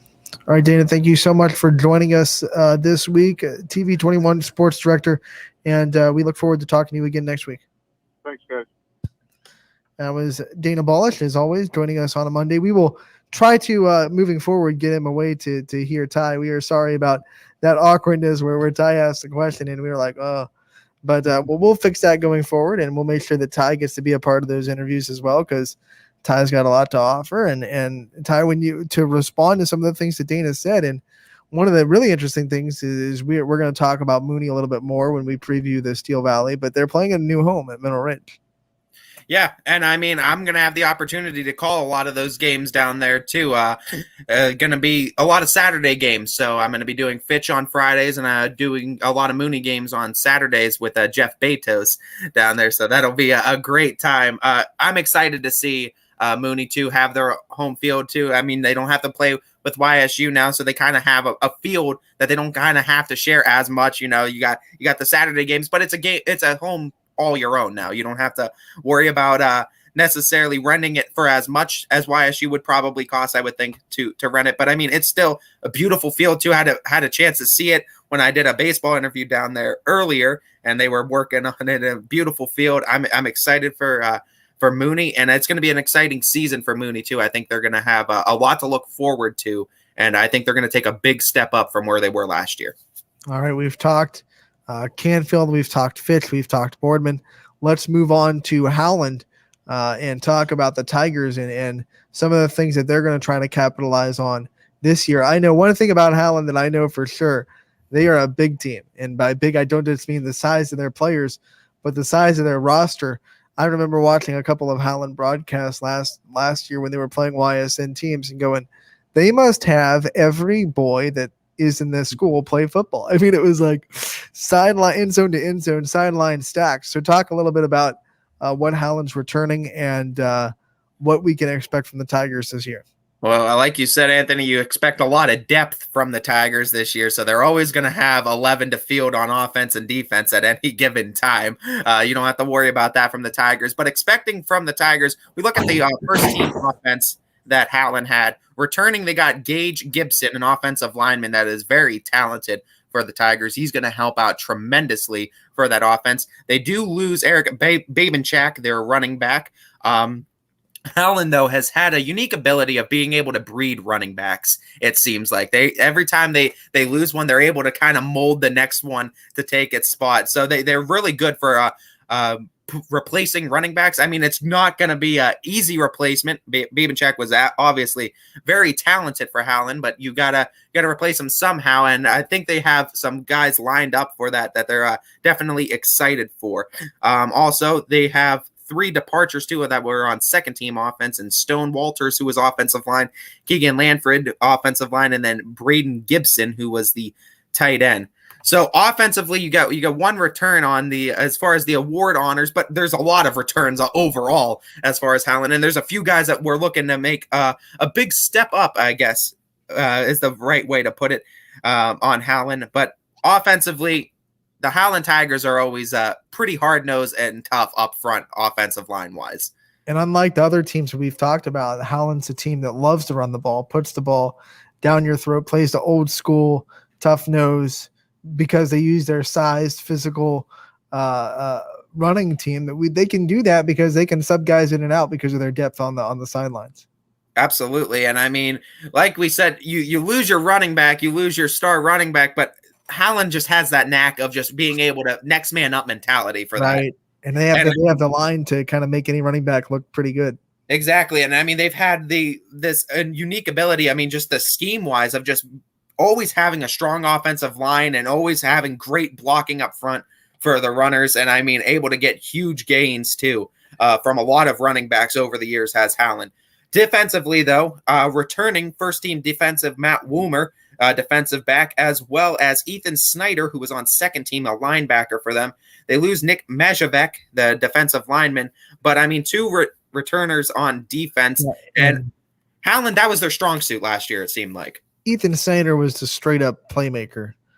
He seemed like he's one of those guys that maybe doesn't get talked about a lot, but it felt like when their defense needed a big play, oh, there's Ethan Snyder. No, shocker. Yeah. I mean, and a guy that's on second team last year, he's going for that first team honors in AAC this year. Stepping up, going to return this year. And I'm expecting a big season from him. And I'm expecting big things from this Howland defense this year. You know what? Honestly, when that list came out, that was the one name I was like, man, I think he might deserve first team. Probably didn't get it because of Howland's record overall. And maybe they just kind of bumped, but I feel like if especially if Howland gets a little bit more attention, a little bit more wins this year, then he will bump up to first team, no problem. Absolutely. Big games that we have for Howland. September 3rd is going to be versus Poland. Poland comes to Howland to play the Tigers. That's going to be a great game. And I mean, you want to talk about big guys on teams, like just having size and then up front offensive and defensive lines. Oh, that's going to be brutal up front all night long. Straight up, you bring yours, we'll bring mine. Bring your lunch pail, bring your hard hat, and we'll see who's tougher. I mean, that's just – we talked about Poland Canfield and their opposite styles. Well, Poland Howland, that's like strength versus strength. Straight up, we're big, you're big. We want to be physical. You want to be physical. Let's see who's the tougher guy. Yeah, exactly. And I mean, it's going to be one of those tough-nosed games. You might only see 10 throws all night, honestly, between these two teams. I mean, if the run game's working for both of them, you might just see them ground and pound the whole night, and it's going to be one in the trenches. That's one of those games that we know it's going to be whoever wins that line game. I would also be shocked if it got out of the 20s and scored. Oh yeah, absolutely. It's going to be a low-scoring, rough and tough game. You might see some turnovers. I mean, especially if it's raining. Don't even get me started on that. Those two teams would be like, if you had to pick two teams to play each other that would make a perfect mud bowl, Howland and Poland would be up on that list. I mean, you wouldn't see the numbers on the jerseys anymore because these two teams would absolutely be all over the field. Another big game, though, too. October 15th, they're going to be playing at home versus Canfield as the Cardinals come to play the Tigers. That's another huge game. It's a game, too, that Canfield, if they're taking this one lightly, Howland's going to upset them. And it's part of Canfield's schedule where they're coming off a tough stretch. You got to think they're going to be a little bit beaten up, a little bit tired, a little bit, lagging a little bit. So maybe Howland's advantage to be at home in that game and bring Canfield on the road. Yeah, and I mean, with the way that Howland plays, too, it's a style that if they start winning that mental advantage early in the trenches especially, Canfield can find themselves behind and they could start really struggling. And that's the one thing Canfield needs to come in ready for this game, as we expect Pavlansky to have his guys ready. But this is going to be a team that you don't want to underestimate in Howland. I think, but it's going to be funny because if Howland takes a lead, Canfield's one of the teams, they can come back quick. Yeah. They can score very quick. And a snap. So the most important thing for Howland is don't get behind, because you do not want to be behind that team with the style of play that you play. Don't be behind and maintain control of the ball. Have the time of control be in your favor heavily, as it should be. Because I mean, what you might see 5-minute drives from Howland resulting in a touchdown and a 45-second drive from Canfield, tying the game right back up. Just the style they play. You're going to see Howland run the ball 10, 15 times. Canfield could throw the ball 4 times down the field and score a touchdown. Yeah, the whole idea is just keep the ball out of Brock Lowry's hands as long as you possibly can. I mean, they would love a 10-minute drive. Forget 5-minute. Just like 3 yards in a cloud of dust for Howland. I mean, they would love that, I'm sure, especially in that game. Yeah, absolutely. And it's going to be a fun game. That's going to be later in the season. Both these teams going to be a little beat up by that time. We're going to see who's tougher towards the end of the season, too. It's going to start to get chilly, too. Yeah, and those hits are going to feel a little bit harder, too, once you get hit in the October weather. Don't want to talk about the chilliness. Let's go over the rest of Howland's schedule and try to gloss over that. Yep, I'll pull up Howland's schedule real quick, and we will look right at that. So Howland, looking at Howland's schedule, August 19th, they're going to be at Niles to start. August 27th, at home versus Ravenna. September 3rd, we already said, versus Poland. September 10th is at Boardman. September 17th, home versus Toledo Waite. September 24th is at West Branch. October 1st versus East. October 8th at Cheney. 15th versus Canfield. And 22nd at Canton South. So, very interesting game in that too is the West Branch game. That is a very interesting game. That was one I was going to highlight on there as well. West Branch kind of surprised a lot of people last year, and were kind of always the us against the world because they felt like they weren't getting talked about enough, and to be honest, they weren't talked about enough. And now they're coming, like, people are talking about them now because you did it. Oh yeah, you went and did the thing. You can't leave them out of discussion going forward at all. Yeah, and that's going to be a great game too at West Branch. Still end of September weather, so you hope as long as rain stays away, it's going to be a good weather game too. Perfect for football. And I mean, if it's not raining, you might see some throws on both ends then. But I mean, it's going to be a fun game too. West Branch likes to throw. That they like to sling it. Exactly. And I mean, you want to talk about styles. I mean, that's a different style. If it's not raining, it's going to be a fun game. If it's raining, you might see it cater more towards Howland in favor of them. But, late September, you never know with weather-wise. Yeah, when you look at how much weather is going to be a factor in all these games, that's the thing that makes football fun. I mean, rain, they're playing. As long as it's not a lightning storm, we're going. I mean, we saw monsoons in week 1 last week. Last year, I should say, not last week. I wish we were playing for a week already.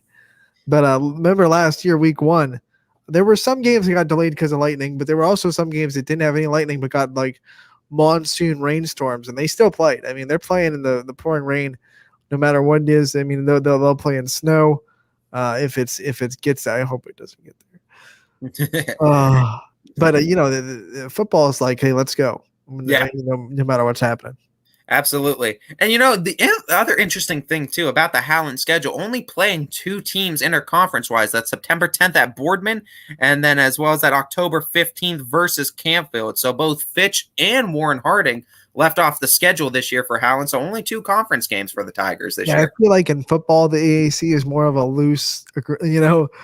They don't try to play. I mean, they try, but I mean, you try to get a couple games in from them. But so both those teams left off of the schedule this year, but I mean, still made up with some interesting games that'll be on there too. That Ravenna game is going to be interesting. Ravenna coming in to play Howland, so that'll be an interesting game between 2 teams. Yeah, you live right there. Ravenna's my backyard right there, so I know a little bit about Ravenna and the Ravens. So that should be another fun game too. Out of YSN school and the Ravens coming in to play a YSN school in the Tigers, but still, nonetheless, should be a fun game to watch. Howland, we're happy to talk about Howland and talk about the rest of the AAC as we grind on closer to the 2:00 hour running point. I want to remind everyone that Malachi Roberts calling it at 1:45. He is a LeBray grad that played for the Athletics in Class B and has also made his debut for the Mahoning Valley Scrappers this weekend. So stay tuned for that interview coming up in about 20 minutes. Also, the comment section live and the MP Vivo heating and air conditioning hotline live 330-886-0813. We continue and finish the AAC by talking a little bit about Warren Harding and what they can kind of bring to the table. They're not a YSN affiliated school yet, but we don't want to just pretend like they don't exist. So we'll kind of go through their schedule and maybe I'm sure they do play some YSN schools and some games that we should watch out for the Raiders. Yeah, and I mean, you want to talk about maybe not a YSN affiliated school, but you can't leave them off a discussion because Warren is very impactful and very prevalent in the AAC, and they're going to pose a challenge to anybody who wants to try to take the AAC crown this year. But I'm looking at the Harding Raiders first team offense. You got 2 guys returning in Morrell Brown, offensive lineman, and Bryson Powell, the running back. Bryson Powell, if you don't remember, had his breakout game against the Falcons last year. No one really was talking about him. He wasn't even in the starting nod. Kind of came up as a second-string running back, had a huge game against the Falcons, and his season kind of exploded from there on out. They're getting him back fresh week 1, a 10-week season for Powell. It's going to be a great game for this young man. And for defenses in the AAC of the YSN affiliated schools, this is a guy you're going to need to run stuff. That's the thing that is going to be interesting, though, because last year he came out of nowhere. Now everybody knows his name. He's on the scouting report. He's circled by everybody. How's he going to handle the more defensive pressure, the more defensive attention?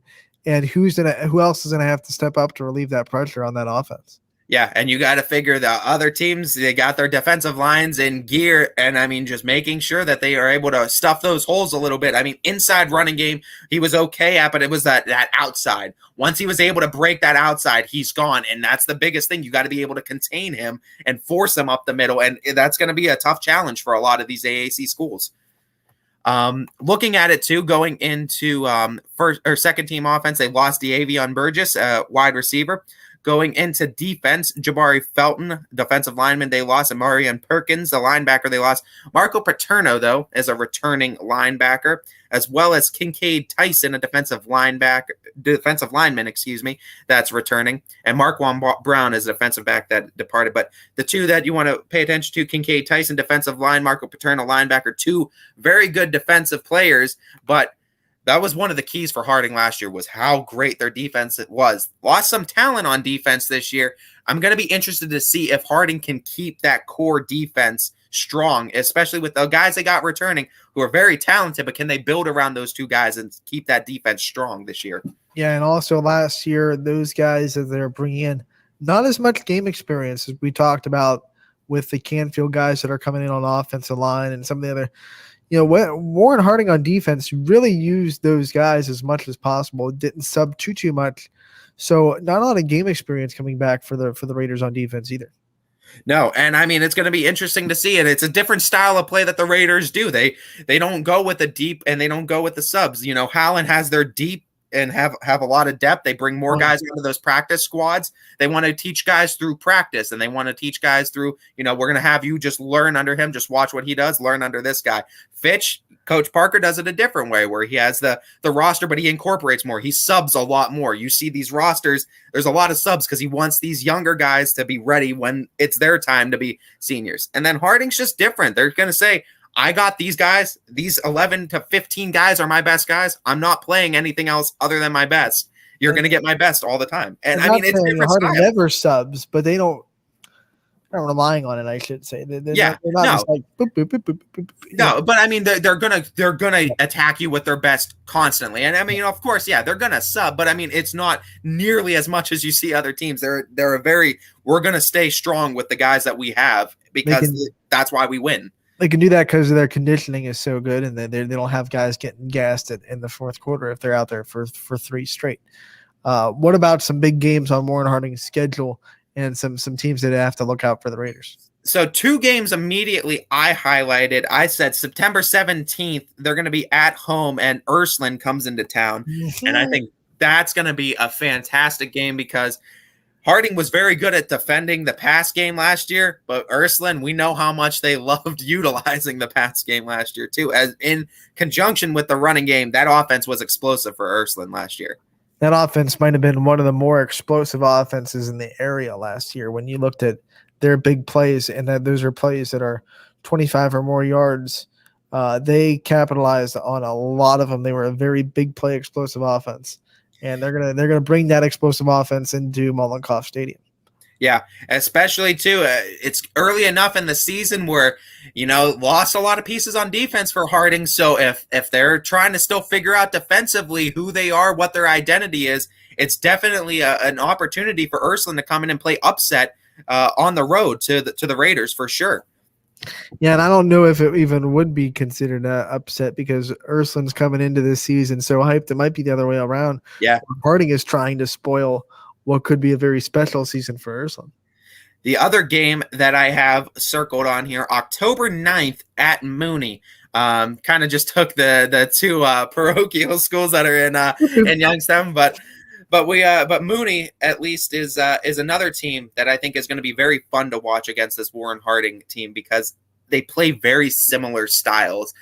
Mooney, we know, has always been a ground and pound team for as long as we can remember. Don Butchie implemented that for years at Mooney, and they've kind of tried to update it and take a modern take on it a little bit more, but still going with that running game heavily is Mooney. And it's going to be interesting going up against that defense of Harding, which again, we don't know what we're expecting from, but I think this is going to be a very good game that's going to be played too at Mineral Ridge. By the way, Mooney, remember Division 5.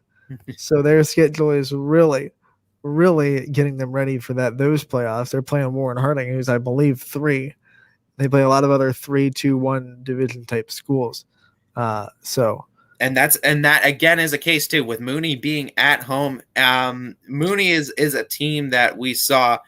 They played a lot of those higher division schools, but when they made it to the playoffs and started playing the Division 5 schools, they were ready. They were more more primed, and I mean they had a lot more success.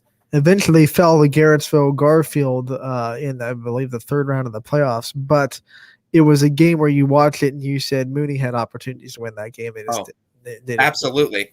And I mean, that's going to be the fun thing with Mooney this year is seeing what they're going to bring. But it's going to be a game where Mooney might be able to pull that one out too, especially being at home. Harding comes into town, and like we said, we don't know what we're expecting defensively from Harding this year. But Mooney, you expect them to take a big step offensively, so we expect Mooney to be a lot better than they were last year. And I think the whole COVID situation, and I think that whole situation that happened last year messed Mooney up. On everybody. Last year was Pelini's first year, so we had to go through that first year as certain teams it affected more than others. And Mooney was one of those teams. It just seemed like it affected them a little bit more. And I think they're going to be a lot happier that they're back to regular football, 10-week season, and we're good to practice weeks out in advance. That's going to make that Harding game that much more fun. It might be a game that you get to call Mooney home game. It's a Saturday, so. Yeah, it should be fun. So big game Bartell, you always have the knack for those close, tight, thriller games. So that might be one that, since Ty's calling it, you just have to watch because it's going to come down to the wire. It's a new rule at YSN that if Ty's calling the game, then it's going to be a good one. Yeah, I mean, it should be a good one too. I mean, looking through real quick the rest of Harding's schedule, because they do play a lot of YSN schools. We'll go through it. August 20th, they're home versus Medina. August 27th, East comes in to play Harding. September 3rd is at Hudson. September 10th versus Massillon. September 17th versus Ursuline. The 24th was at St. Vincent St. Mary, and then they play 4 straight YSN. And October 1st being versus Boardman, 9th at Cardinal Mooney, 15th at Cheney, and then 22nd closing out the year at Fitch, or home versus Fitch, excuse me. So the 4 straight YSN schools, but I mean 4 straight games to end the season. I mean Boardman, Mooney, Cheney, Fitch. Those are going to be pretty tough games to end the season with. How about starting the season with Medina coming in? Yeah. Oh, man. But Harding was a team that knocked off Fitch too, and Fitch was expected to make a deeper run than they did. And they ran into Harding. Harding, they were able to beat in the regular season, fell to them in the playoffs. And Harding was that team that played spoiler to a lot of teams before falling, I believe, to Massillon last year. And Harding is going to be, I'm interested to see how Harding plays this very tough schedule, because they made it tough again on purpose. They're trying to go through a gauntlet because they want to get to the playoffs. But talk about a gauntlet. It's going to be a tough schedule. Really quick. That week 1 matchup, we're going to you better know who you are by then, because. But that was the interesting thing, because I remember when they played Fitch, I think they were 1-3 at the time. They didn't care about record. They just cared about getting to the playoffs and being ready for it. And everyone got in the playoffs last year. Yeah, everyone got in the playoffs, and now we know only 16 teams make it. Not going to be as easy to make it, but obviously it's not going to be as big of a challenge as it's been in years prior too. So Harding can sneak into the playoffs. They might be even all right taking a lower seed. They might be all right being 9-16 and going on the road, because that's how they did it against Fitch. And Harding is one of those teams that you can't sleep on at any time, because they're always who's that guy commenting? Who's that? Saying that it is nice to see Mooney and Cheney playing again. We couldn't agree more. We love seeing these old Steel Valley rivals, getting to the chance to play each other again. I mean, it's beautiful too to see that Cheney is just back full force with sports now. Now every side of Youngstown has their team. You know, north with Ursuline, south with Mooney, east with Easton, west with Cheney. Now, I mean, you got every side covered now, and every area of Youngstown has a team to root for, and it's beautiful because that Mooney Cheney rivalry is back, but also that Fitch Cheney first game that they always used to play is back, and that's beautiful to see as well. It was also fun is East is starting to get a middle school program put together. So they're going to be developing kids and not just kind of rolling the dice when they get to freshman year. They're going to be a little bit more developed as they start to get a junior high program in East. They're doing a lot of great things too. Youngstown City schools are doing great things with sports. And I mean, one guy too, we talk about Cheney. I can't highlight Coach Emil enough for what he's done with that Cheney program. Absolutely fantastic work Coach Emil's done with Cheney and his boys, and just bringing those guys up and getting them committed to other colleges and just getting them out. I mean, that's the true meaning of a coach. And I mean, great coach over there at Cheney is Coach Emil. Can't wait to further preview Cheney, Mooney, and the rest of the Steel Valley Conference teams later in the week as we dive into every conference, every team for football this week. And then, like I said at the top of the show, next week when the soccer, volleyball, and golf teams have their rosters more secure after tryouts this week, we'll definitely go and preview the scenes in those sports in the weeks to come as we hit August and start to get ready for fall sports starting. All the practices start today around the area, and we previewed the AAC today. We talked about Fitch to start, Canfield, Boardman, Howland, and we just rounded it out with Warren Harding. We will take a quick time out. We'll be right back on Running Point, and at 1:45 pretty soon, Malachi Roberts calling in LeBray grad and played for the Athletics in the Class B baseball, and also made his debut with the Scrappers this weekend. So that's coming up next on YSN. Every customer has a story, and at Greenwood Chevrolet, we are committed to making sure it ends with you in the right vehicle. I get to be part of somebody's adventure, whether it's buying a car for the first time, helping them get approved, or finding the perfect car for their budget. I'm proud that people trust me with their finances. They trust me to take care of them, and they trust me with their story.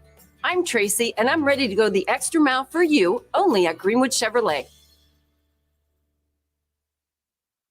Quality, customer service, and integrity. Those are the 4 words that have driven our success since 1957 at Joe Dickey Electric. Joe Dickey Electric is one Mahoning Valley landmark business that stays current with the requirements of our customers. Family owned and managed, we are an electrical contractor and energy solutions provider. Every member of our team adds to his or her skill set through ongoing training. Residential, commercial, industrial, automotive, and more. We keep ahead of the needs of our customers with a fleet of more than 50 vehicles and 24/7 emergency service, so you're never left in the dark. Jimmy Sutton here, director of Isle, Purple Cat, and Golden String. We are happy to support YSN and 2 of my favorite people, Scotty Mincher and Super Dave O'Malley. We are an agency that provides services for adults with disabilities. We infuse humor, passion, and joy into their lives. If you know of any folks with disabilities that need our assistance, please contact us.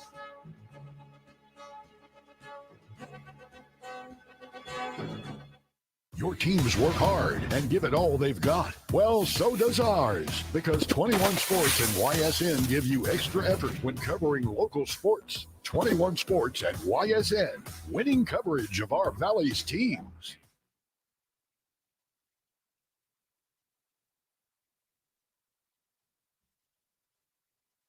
Hello, I'm Greg Burbick with G. Burbick Farms. For the last 100 years, my family has farmed in the Columbiana and Mahoning counties. I began raising cattle in 1996 with the goal of providing a better product for you and your family on the dinner table. Our grass-fed and grain-supplemented Black Angus beef are raised with no hormones, steroids, or antibiotics. We're known for our hometown-friendly service and incredible tasting products. We're locally owned and have customers across the tri-state area. Our products go from our farm to your family. Stop by our farm on New Buffalo Road or visit us on the web at gburbickfarms.com. Don't forget to like us on Facebook. G. Burbick Farms, it just tastes better.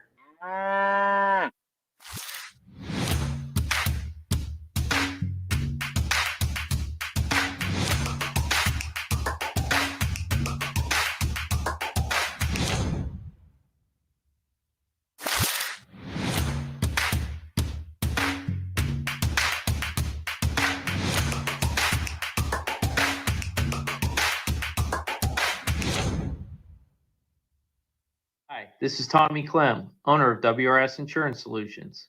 WRS Insurance Solutions is a local independent agency that specializes in life, Medicare, long-term care, and disability products.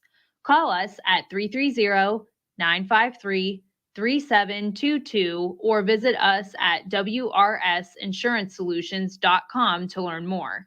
Good luck to all the student athletes in the Valley. If you're looking for a quality pre-owned vehicle, why shop anywhere else but Tri-State Ford? Choose from our great selection of pre-owned vehicles. Plus, we've got you covered with our exclusive Tri-State Ford Advantage. It includes a 10-year, 200,000-mile warranty with your pre-owned vehicle and much more. Come see why so many customers from the Tri-State area buy their pre-owned vehicle at Tri-State Ford. Customer focus, community driven. Tri-State 40 Liverpool or visit tristateford.net.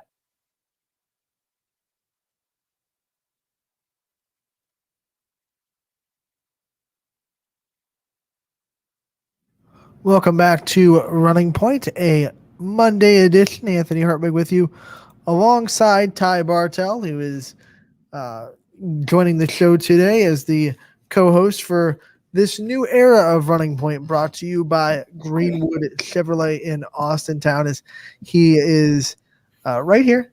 Didn't go anywhere. Hello. As we get ready to talk to Malachi Roberts, who will be calling in at 145, played for LeBray, had a successful career with LeBray, and then played with the Class B Athletics. We want to run down his Class B stats real quick to give you guys an idea of what he's done this summer.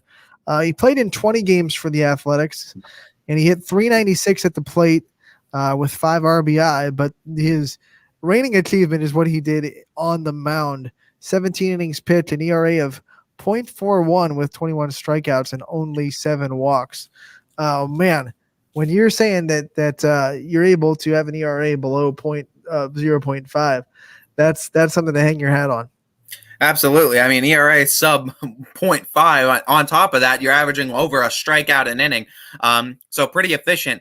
When you're averaging over a strikeout an inning, meaning you're taking the bat out of at least one batter's hands per inning and forcing them to, or not allowing them at least to move runners over with just, productive outs, or just letting them put the ball in play in general. So, I mean, that's great statistics too. And I mean, on top of that, ERA under 0.5 means you're keeping guys out of scoring position, especially, and just keeping guys out of home plate. When with Malachi Roberts, I mean, you talk about this debut too, and it's going to be something that's going to be, I think, this whole Scrappers program, it's going to be really nice to see, because you're going to see a lot of these graduates from these schools, I think, come through these programs, and you're going to see them be able, this is a great bridge to the next level for these guys. And I think it gives guys like Malachi Roberts chances to showcase themselves and move to the next level, give them that opportunity to be seen and get to the next level, have an easier path to the next level too. So exciting too to talk to him, because obviously we already know he's talented enough, and excited to see that what his future holds. It's an opportunity to kind of play in a professional setting. You know what I mean? Play in a minor league level baseball field, play in the setting of the Scrappers, where you're playing with Coco Crisp as your manager, and you're in this kind of atmosphere that is kind of professional. It's got to be like a whirlwind to go from LeBray to Class B to boom, you're in the Scrappers, and let's go with the debut over the weekend. We talk about it too. I mean, Coco Crisp, from what we've heard too, is a great manager too, great baseball mind. I mean, 5 years ago was just in a World Series too, so he has that winning mentality. He's been in it too with the Red Sox as well. So I mean, he's had a successful career, and the opportunity to play under someone like that, tremendous opportunity for Malachi Roberts, and also just in general, all these graduates from this area too. I mean, you look at the Scrappers, that's always kind of like that first baseball field you end up at, right? That's where it seems like a lot of their first loves for the game come at Eastwood Field at Scrapper Stadium, because that's where a lot of our first baseball games are, where we get to see a semi-pro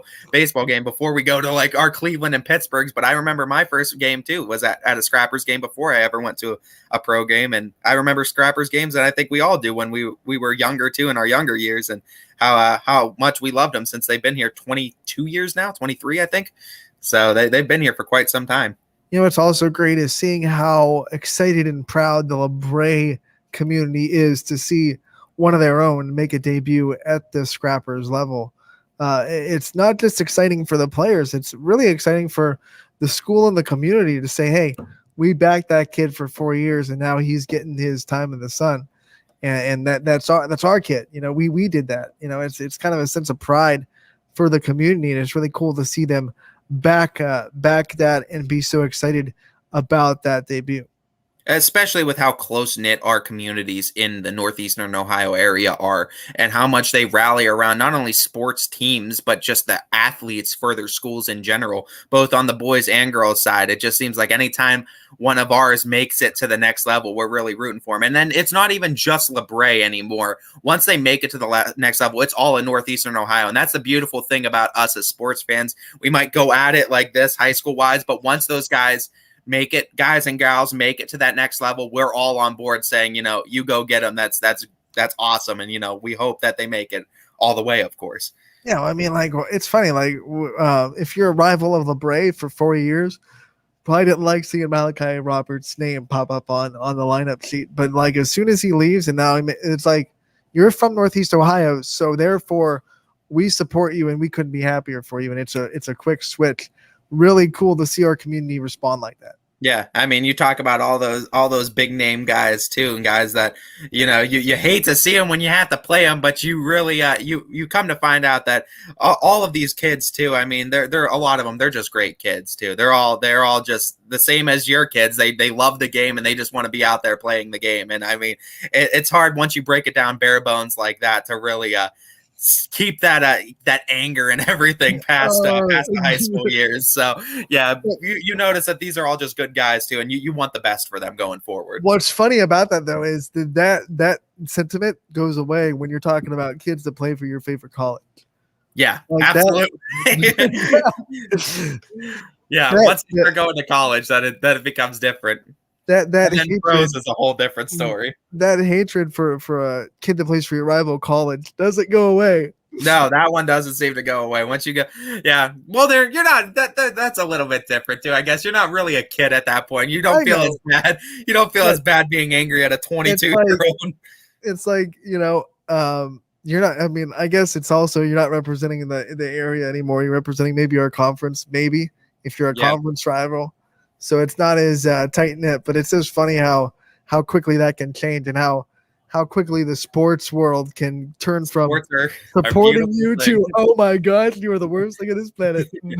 Sports are a beautiful thing, but I mean, at the end of the day, you want the best for all these athletes, and you want the most success that they can get. And I mean, you obviously hope. I mean, we obviously want to see Malachi make it to the next level. And I mean, if he has any sort of success with the Scrappers as he did with the Athletics, I don't think that'll be much of an issue. Yeah, success is an understatement almost to what he was able to do in the Class B season this year. And once again, we are proud to say that he made his debut with the Scrappers this weekend and saw the tweet from LeBray's AD. He was proud of him. Saw a lot of responses from LeBray people on Twitter and the social media gathering that he kind of has, and everyone was proud of him. And he's just a great kid. Like, that's the thing. Like, he comes from a great community that's proud of from LeBray, but he's just a kid that kind of understands where he's from and really has a good head on his shoulders. And that's the one thing that you just love to see no matter what school they're representing. Yeah, absolutely. 100%. And I mean, it makes it a lot easier or it makes it a lot harder, like I said, to really hate on somebody too, when, they're just the nicest of guys and they have nothing but the best intentions. And, can you imagine meeting one of your college rivals or whatever, and he just turns out to be like the best guy on the planet? Yeah, and that's like that old thing. You never want to meet your heroes, but I don't think you want to meet the guys that you despise in the sports world either, because you're gonna have a whole different outlook on them probably. I am supposed to hate you, but man, you are just the greatest guy ever, man. I mean, there's lists of those guys too. Not even college, but I mean pros too. It's like, those guys that are just so talented, but they don't really do much wrong in the media, and it's hard to hate them, but it's like, why are you so good, and why do you have to be in my conference, or why do you have to be in my division? But yeah, Peyton Manning was a great example. Like, it was hard, like, I was a Chiefs fan, of course, and he played for the Broncos. You rooted against him, you didn't want him to win, of course, but at the same time, it was like, Peyton is so cool, and he never does anything wrong. It's really hard to not like the dude. Just some of the nicest guys too. And it's really hard too. Let's get out of Denver. You don't want to be. You just get out of the division, please. Victor Martinez was a huge one for when he got traded and he ended up in Detroit. Oh my God, he started killing the Indians for years, and I hated it. I hated it. Miggy's like the coolest guy ever. Yeah, Miggy always is cool balls too. in the stands and everything. But it's like you can't like him as a opposing team, especially in the division. We're both fans of AL Central teams, and you're like, every time Miggy comes to the plate, you're just like, oh God, here we go. Yeah, I mean, at the end of the day, it just seems like a lot of these athletes. You don't want to say that they're the same person, because they're not. They're all unique, obviously, but they're the same in a sense that at the end of the day, they love playing sports too, especially at the high school to college level. Once you take money out of it, and I know college now, money is going to be implemented into it, and I know that's a whole discussion for a whole nother time, but once money is not involved in it, and when you're talking like high school and, prior-wise college sports, it's beautiful because at least at just the high school level now, they're playing because they love it. And especially to Malachi at Scrappers, he's playing because he loves it and he wants to be at that next level. Here comes the money. I mean, it's coming hard. It's coming quick. And we've seen it trickle already. We've seen it trickle in the high school. Yeah. It's coming. And I mean, that's, like I said, that's a whole nother discussion, because I think there is a way you can make it work, but money always, I feel like, dirties everything in some sense, and you got to be careful when you start implementing that into any kind of equation. I mean, we'll have this little discussion while we still wait for Malachi to get on the MP Vivo heating and air conditioning hotline. But when you talk about, I mean, like, it's trickling down the high school. We saw the high school basketball player that's in the top 10 in recruits sign a deal with a marketing company because of his, not just his basketball skills, but his social media following as well. Is a kid that's maybe a junior, let's say 16, 17, making money in that stage any different than a kid who has a very popular Twitch channel that gets monetized, or a very popular YouTube channel that gets monetized? I mean, we see a lot of it nowadays. A lot of these social media influencers, and I use that as quotes because some of them are just like, oh, geez. But whether you like them or not, they're making very popular YouTube videos that are now being branded and monetized, and they're like 14, 15 years old. Does it get different when you talk about athletes doing that? Or do you think it's kind of in the same scope? I think it's different because when you talk athletes wise now, when you talk money involvement in athletics and the type of money that these athletes are going to be getting at the high school level, you're talking about signing a lot of contracts. Whereas opposed Twitch and YouTube, you have creative freedom. I could post something at 14, 15. I could post this video on YouTube, but I own it. That is still mine. I could take it down. I could leave it up. I make all the money from it. That is mine. Nobody else owns that. The only contract you sign with that is the terms of use policy. That you're using YouTube as your platform, right. But as long as you adhere to YouTube's policy, that the video is yours. Correct. Where high school, you're muddying these waters because you sign these contracts, and some of them say you can't go on to the next level until this year. And it's keeping you out of sports, out of the professional level. And you got to think too, high school, remember when you were 16, 17, if someone came up to you and was like, here's $15,000, you're probably going to take it in a heartbeat, right? But you're not thinking about the millions that you can make down the road if you just don't accept this right now. Accepting money right now is not always the best course of action, especially in athletes' sakes. And we already started the Ohio State quarterback recruit that is leaning towards leaving high school early to start at Ohio State because his state doesn't let high schoolers make money. So now companies are coming to these kids and saying, if you come to this school now, your contract's waiting. Why would anyone think otherwise? Yeah, and we've talked about this on Power Hour too, and it's going to be interesting to see how many of these schools are going to just undercut some of these athletes and say, instead of signing a deal for him, why don't you give us the money and we'll give you 3 athletes, or we'll give you the whole team if you write us this check, and you could have your advertisement on all their jerseys, because the school still owns the jerseys. So you could still flood the jerseys with advertisement and the athlete really can't say anything about it. So I wonder how many of these schools are going to undercut these deals that these athletes are going to go out and get and take the money from them that way. I think it'll be interesting going forward. The jersey sales, that's something that you bring up that could get very interesting with colleges and with high schools about, there are the rules that say, you can't use your college's brand to make the money, but then colleges can turn around and sell your jersey in your image and name and likeness. Now they have to give a cut. You have it now. Yeah. Do you understand like what I said to, and this is an exact quote that I used on Power Hour and I'll use it again. I said, these athletes think it's all fine and dandy because you can make money now, but once you realize that your arms aren't long enough to box with the devil and you step in the ring with the NCAA, they're making their money at the end of the day. They've already made sure that they've checked every box twice. At the end of the day, money is coming to them. And at the end of the day, they're coming out as the winners at the end of it. And I don't think a lot of these athletes are going to realize it until, like I said, the year progresses and we're going to get within, I think, a year of this. And you're going to see these athletes start having these lawsuits. And I think these lawsuits are going to start popping up a lot more. And once they start popping up a lot more, I think you're going to start seeing all these legal battles with high school kids, college kids, and these companies because they signed a contract that they didn't know the implications of. Hey, look, it's our CEO, Proud owner. DJ Oakley.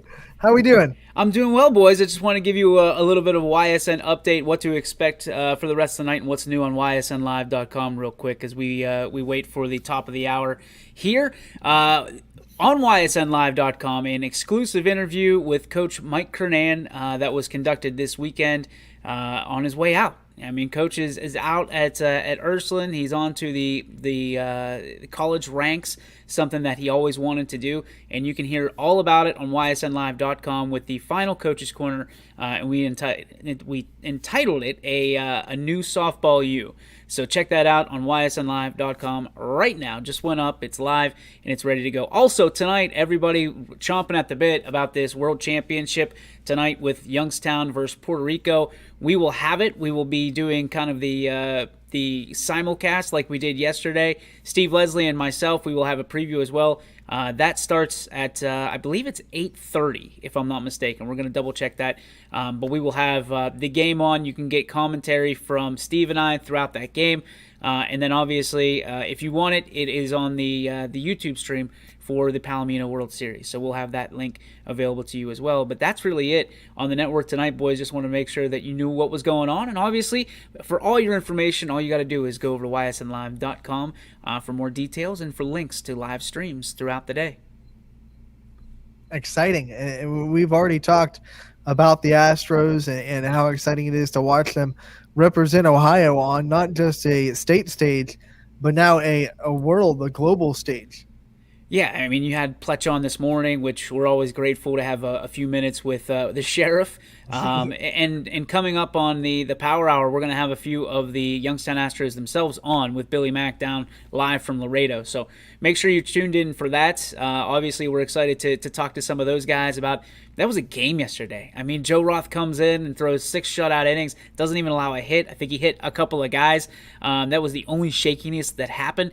He hadn't pitched since June 19th, guys. He hadn't picked up a baseball on the bump since June 19th. So over a month of not being on the bump, and all of a sudden, the dude's shutting down one of the best teams in the country in Brownsville, Texas. So a lot to be said about Youngstown and Grit City and the way we happen to play baseball this time of year. And I think this is just another feather in the cap. You guys are talking about football, and there's nothing against it. But I got to believe that baseball is the sport to beat from a competitive standpoint here in the area because we are pretty doggone good, gentlemen. Yeah, I agree. And Ty, you talked about kind of when you watch Class B and you see all these different athletes from the different teams from the schools they represent and how widespread the talent is in this area. Oh, absolutely. And I mean, we're a gold mine as far as talent's concerned. I mean, we have JFK that's in the Northeastern Ohio area that just won state championships, too. I mean, Northeastern Ohio, especially, we've been a gold mine for baseball for the last few years. And I mean, it looks like we're going to be a gold mine for years to come. And I mean, you look at all the guys that are YSU talent that are from this area, how many guys that are on the Scrappers that are from this area. And I mean, now we have the Astros down worldwide stage. It really is just nice to get the spotlight back on Youngstown to show everybody, hey, we have some great athletes here in Northeastern Ohio, especially in the baseball realm. No, I love it. Thank you guys for letting me pop on for a little bit. Just want to make sure that everybody's up to date on what's happening on ysnlive.com and what they can expect tonight. Keep up the good show, gentlemen. You're doing awesome. It's a new era, and we're proud to have you. Always welcome, Deej. But no, I mean, exciting times though, man. Exciting times going forward. That's going to be a great game. Again, we talked about it earlier, but I mean, on the worldwide stage too. I mean, great opportunity for these kids too because people from all over. You got to imagine scouts somewhere are going to be watching this. Somebody's is bound to see this. So your name might be mentioned too. Someone's going to sit there and say, what is this Youngstown area? Why haven't we heard of it? Yeah, honestly. But I mean, great job too. And I mean, we mentioned Joe Roth again. And I mean, hats again off to him. I mean, great performance by Roth. And 30 days without, I don't think people understand how hard that is. It's not like riding a bike. You can't just pick up a ball and say, I'm going to pitch now and be at that level. I mean, it's ridiculous. You usually too, the rule with baseball is the more days you rest, the plus you get on your velocity, but that down you get on your control. And I tell you what, there was no control issues, and I don't know if he was throwing bullpens every day that he was waiting, chomping at the bit to get back on the mound. But I mean, Joe Roth, I know his father Mark, and I know Joe really well too. I mean, just great family. I can't imagine that his father couldn't be any prouder. I've been meaning to send a message, gonna have to send a message out to him. But I mean, just a great family, and you couldn't have asked for a better kid to it. And Joe Roth, and I mean, I know he's looking to get recruited some of these colleges. I think the young man definitely opened the eyes of a lot of colleges in the area and around the world right now. That's what we call big game energy from Joe Roth. I mean, that's just, we said it at the top. When the lights shine brightest, that's when he kind of steps up. Yeah. Hey, any college team, if you need to know if Joe Roth has ice in his veins and he can get you to the promised land when the game's on the line, I think he just proved that for you last night. Forget ice. I think it's straight up liquid nitrogen. Yeah, might as well be. I mean, you talk about the situation he came in. I mean, essentially gave his team a chance to win, and that's all you could ever ask for any guy that goes out on a mound. But not only gave his team a chance to win, gave him a phenomenal chance to win. And I mean, you saw what came of it last night. So Joe Roth is stepping to the mound like Mr. Freeze. Everybody chill. He's an incredible talent, and it's beautiful because Fitch has him for another year. So you get to see him for one more year too, and it's going to be exciting going forward. That's another thing that's amazing. I mean, Fletcher, he's the youngest pitcher on the roster for the Astros, and he just doesn't care. Like everything scripted counts against him. Like, you haven't pitched in 30 days. You're the youngest guy. You should just come in and maybe stabilize it, not come in and throw 6 innings and no hit baseball. That's just, you can't write it in a movie script and make it more believable. We talk about the 5 tools in baseball, the arm strength, the contact, the power, the defense, and the speed. We all talk about those 5 tools. There's another tool in baseball, and I don't think anyone talks about it, and it's attitude. And it's a huge tool that helps so many players and are so big, and it's in so little amount of players at the professional level, but you see it a little bit more at the high school level. But Joe Roth is one of those players that has just a phenomenal attitude towards the game. And you talk about a guy, got a chance to see him all last year. You bat him 3rd in the order, 6th in the order, 8th, 7th, 2nd. Doesn't matter. You can move him anywhere in the order. He doesn't care. He's just there to do his job and do it the best of his ability. And whether he's behind the plate or he's on the mound, or you throw him at first base or wherever you want to throw him, he's going to play it, and he's going to play it to the best of his ability. And I mean, you can't really ask for anything better from a player attitude-wise than what you get from Joe Roth. And I mean, more players you could look at, aspire to be that way, because you see attitudes sometimes get the best of these players. and you see hotheads sometimes come over top of them, and it's hard because we know sports is a competitive nature and it's hard. But Joe Roth always just seems like no matter what happens, as cool as the other side of the pillow, as some friends over at ESPN would say. But no, that's a perfect quote for him because there's no other one I think that describes Roth better, because it really is. He calm, cool, collected. Every single time he comes out. You're gonna have to get a Joe Roth shirt that comes out with like the other side of the pillow, you know? Yeah. that's the perfect quote for him. He really is, though.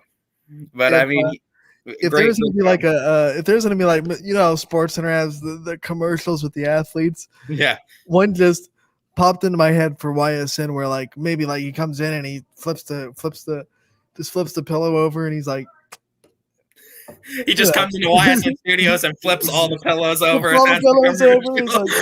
That's it. We're going to have to hey, player likeness and image is coming to the high schools days. There we go. YSN commercial. We got our first one. Oh, man. That's been a dream to have kind of YSN like commercials like the This Is Sports Center commercials. And that would be funny. We have a lot of good ideas in the can, let me tell you. There have been a lot of off-air discussions between our whole group about things we could do, and if we ever get a green light to do them, let me tell you, it's gonna be a hoot. We're gonna have 5 with Jeff Bezos alone. Jeff's gonna have 5 commercials by himself of just different things. Oh my God, the ideas are endless for what you can make Jeff do. Well, the first one would have to be a spelling bee commercial. Yeah. Where he's just playing hangman and there's only like 2 letters. For you, Mr. Bartell, I think some robot comedy could come into a YSN commercial too. Yeah. You're plugging yourself into the side of the wall. Hang on a second, I gotta charge up before the show. Yeah, remember the Pool House one where because Pool House's nickname was the Machine. Oh yeah, I do remember that. That was so he's like talking to the copier and he's like, "Why didn't you eliminate them, Albert? Shut up." Since we are waiting for Malachi Roberts, we'll take the time to tell you about his team winning last night 10-6 over the West Virginia Black Bears. They're starting to play much better baseball the last week and a half as they came off I believe, losing 13 of 14 games. They're starting to win more and more. They hit 2 home runs on the day. Jason Hinchman hit his 7th of the year. Talk about this.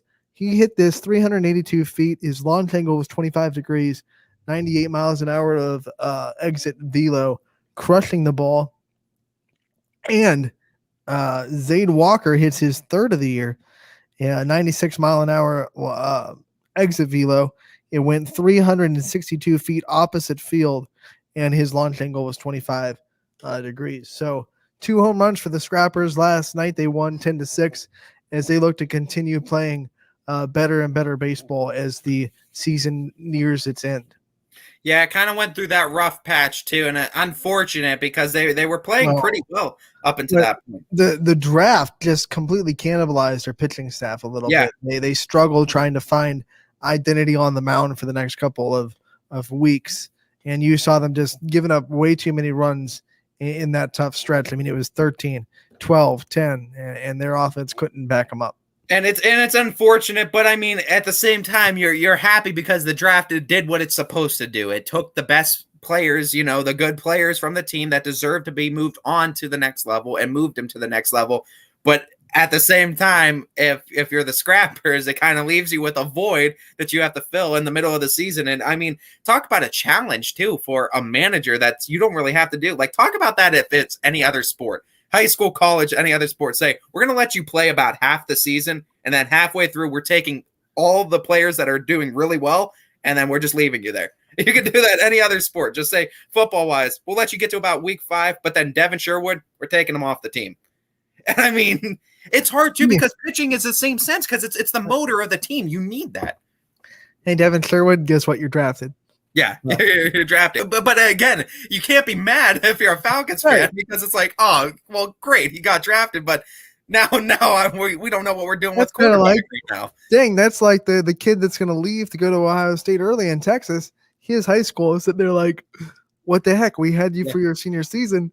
We were wanted lined a up. state championship before. You were lined up for a state title, and now you're just going to be peace out. We're going to Ohio State. Yeah, I mean.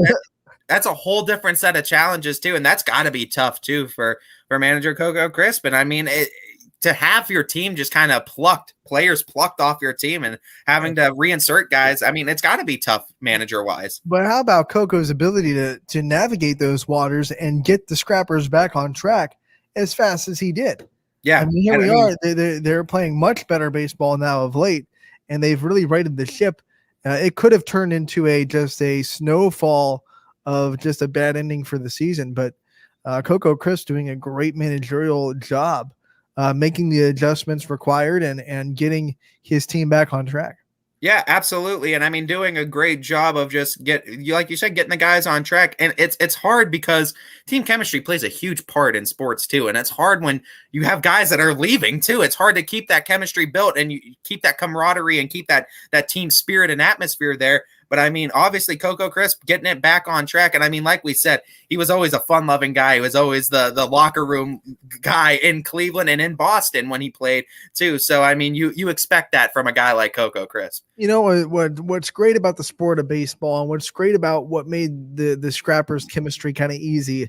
They came in like maybe a week before the season started. And they're just like, here's your team, here's your roster, get to know each other. But we talked to the general manager, and he was saying that most of these players at some point in their career either played with or against other players on the roster. I mean, everyone kind of already knew either of each other or knew each other already because the baseball community is so widespread and it's easy to know people. It's such a small world. So it wasn't hard for the Scrappers to build chemistry, even though everyone was just kind of meeting each other on the fly, maybe a couple of days before the season started.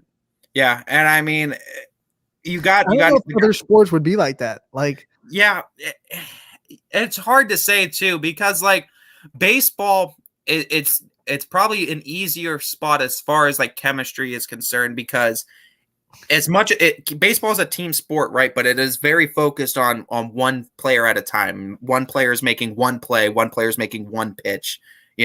Where basketball, you need to be, in a sense, you need to know where your guys are going to be, where they like their passes to, where they're going to be cutting. Same thing with football. You need to know where your guys are going to be. You need to know your routes. You need to know where the other guy's route's going to be so you're not running into each other. Where baseball, you could kind of get away with guys coming in and not knowing each other. You want to build that camaraderie, though, because you want them to be comfortable. I think the biggest one, you need that catcher to be having a great relationship with the pitchers, and I think those middle infielders, your second and shortstop need to have a great relationship, as well as the center fielder just needs to be able to conduct traffic out in the outfield. But I mean, those are really the big ones, the big keys of the guys you just need to have good chemistry with. Everything else you could kind of play around with. I think it's going to affect chemistry because it just sucks when you see guys go that you were friends with, guys coming in, you got to talk with new guys, get used to new guys, get comfortable with new guys. But talking about it's sucking. Did you see Chris Bryant's reaction to being traded away from the Cubs? I mean, he had a breakdown in the dugout when he found out. I mean, he was so sad to leave that team because it's been a brotherhood, and that I mean, no matter what level, when you leave, it kind of sucks a little bit. Yeah, it does, and it's heartbreaking, and it's heartbreaking for the players when they're there, and you lose those guys too. We forget when we're talking about the trade deadline that we're not just moving chess pieces on the board. These are people with families that are moving to different cities and everything, and sure they sign up for that because they're professional athletes. But at the same time, they go through the same emotions that a Scrappers guy goes through if he builds a camaraderie with a guy in the summer and they say, "Hey, you're drafted now, you have to leave." It's the same exact thing in professional. I mean, you build a rapport, especially if you're there for a while with a team, and all of a sudden one day they call you in the middle of the game and say, "Hey, you're going to Milwaukee or you're going to Atlanta or whatever it may be," and you just kind of have to. Okay, it's tough. Yeah, and I mean, I think we've all seen the picture too that floats around social media. It's like, imagine if that was regular life too. Imagine if one day your boss tells you you moved to Subway in Utah. You've been traded to work at a Subway in Utah now. It is tough too. Q DJ popping in. Yeah, Anthony, you've been traded to YSN Hawaii. Yeah, you wish. Okay. I think you put in a trade request for that one then if you're at YSN Hawaii. But no, I mean, for that sense though, yeah, it is tough because I mean, yeah, these are millionaires, of course, and most of them are, and they're able to just get a new house. But I mean, still, you got to up and move everything. Kids got to change schools. Yeah, I think it sucks the most for the kids and the wife because they're Yeah. Okay. I mean, the wife, luckily, most situations, the wife doesn't have to work, so the job doesn't have to take the into account. And I mean, reverse situation too. The women that are in the pro sports too.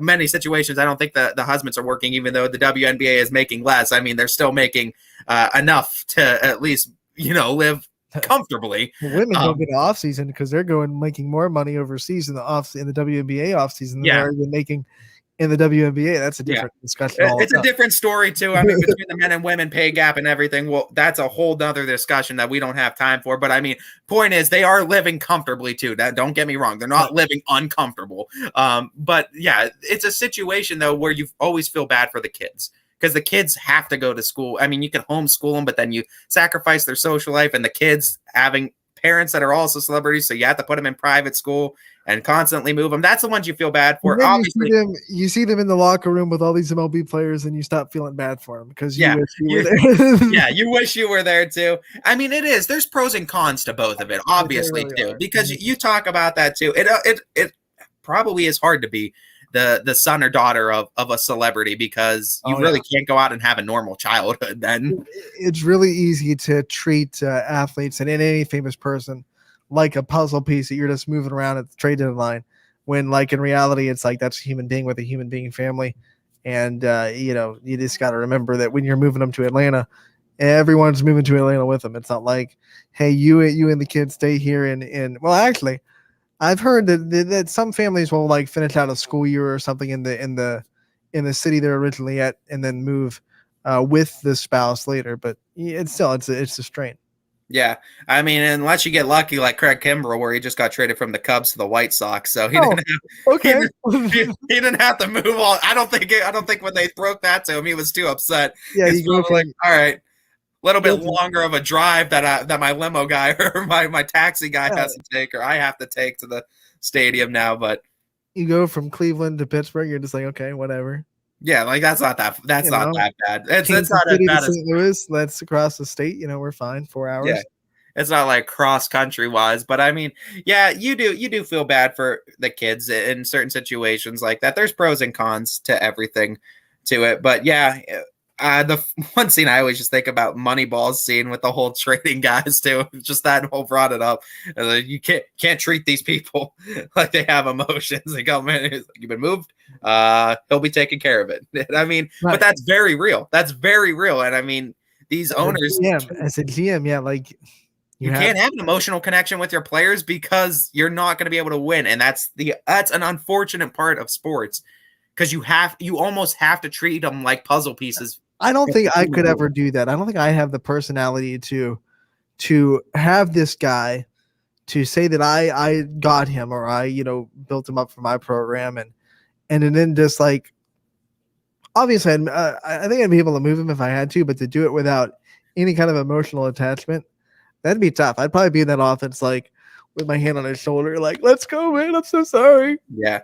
And I mean, you have to walk a fine line as a GM in any of these sports because you need to have some sort of good relationship with your players, but you can't have like, I invite them to family dinner every time because if you do that, when they have to go or when they decide to go elsewhere or trade, and then it's just going to sour the relationship. That makes the relationship real awkward if they ask for more money and you've been bringing them to family dinners all the time. Yeah, and you're just like, no. I mean, exactly. So you got to walk a fine line as a GM, and I mean, I agree with you. It's a job that I don't think many of us would not for everybody make decisions. I mean, you'd want the money from the job, but you don't want to make the decisions that you have to because I mean, you're directly playing with people's lives, like you said. And I mean, you could ship them off across the country, and I mean, you also have the pressure of everybody else, the viewers, watching you because they're coming for you. Then if things aren't going wrong, yeah, exactly. Like how much a GM gets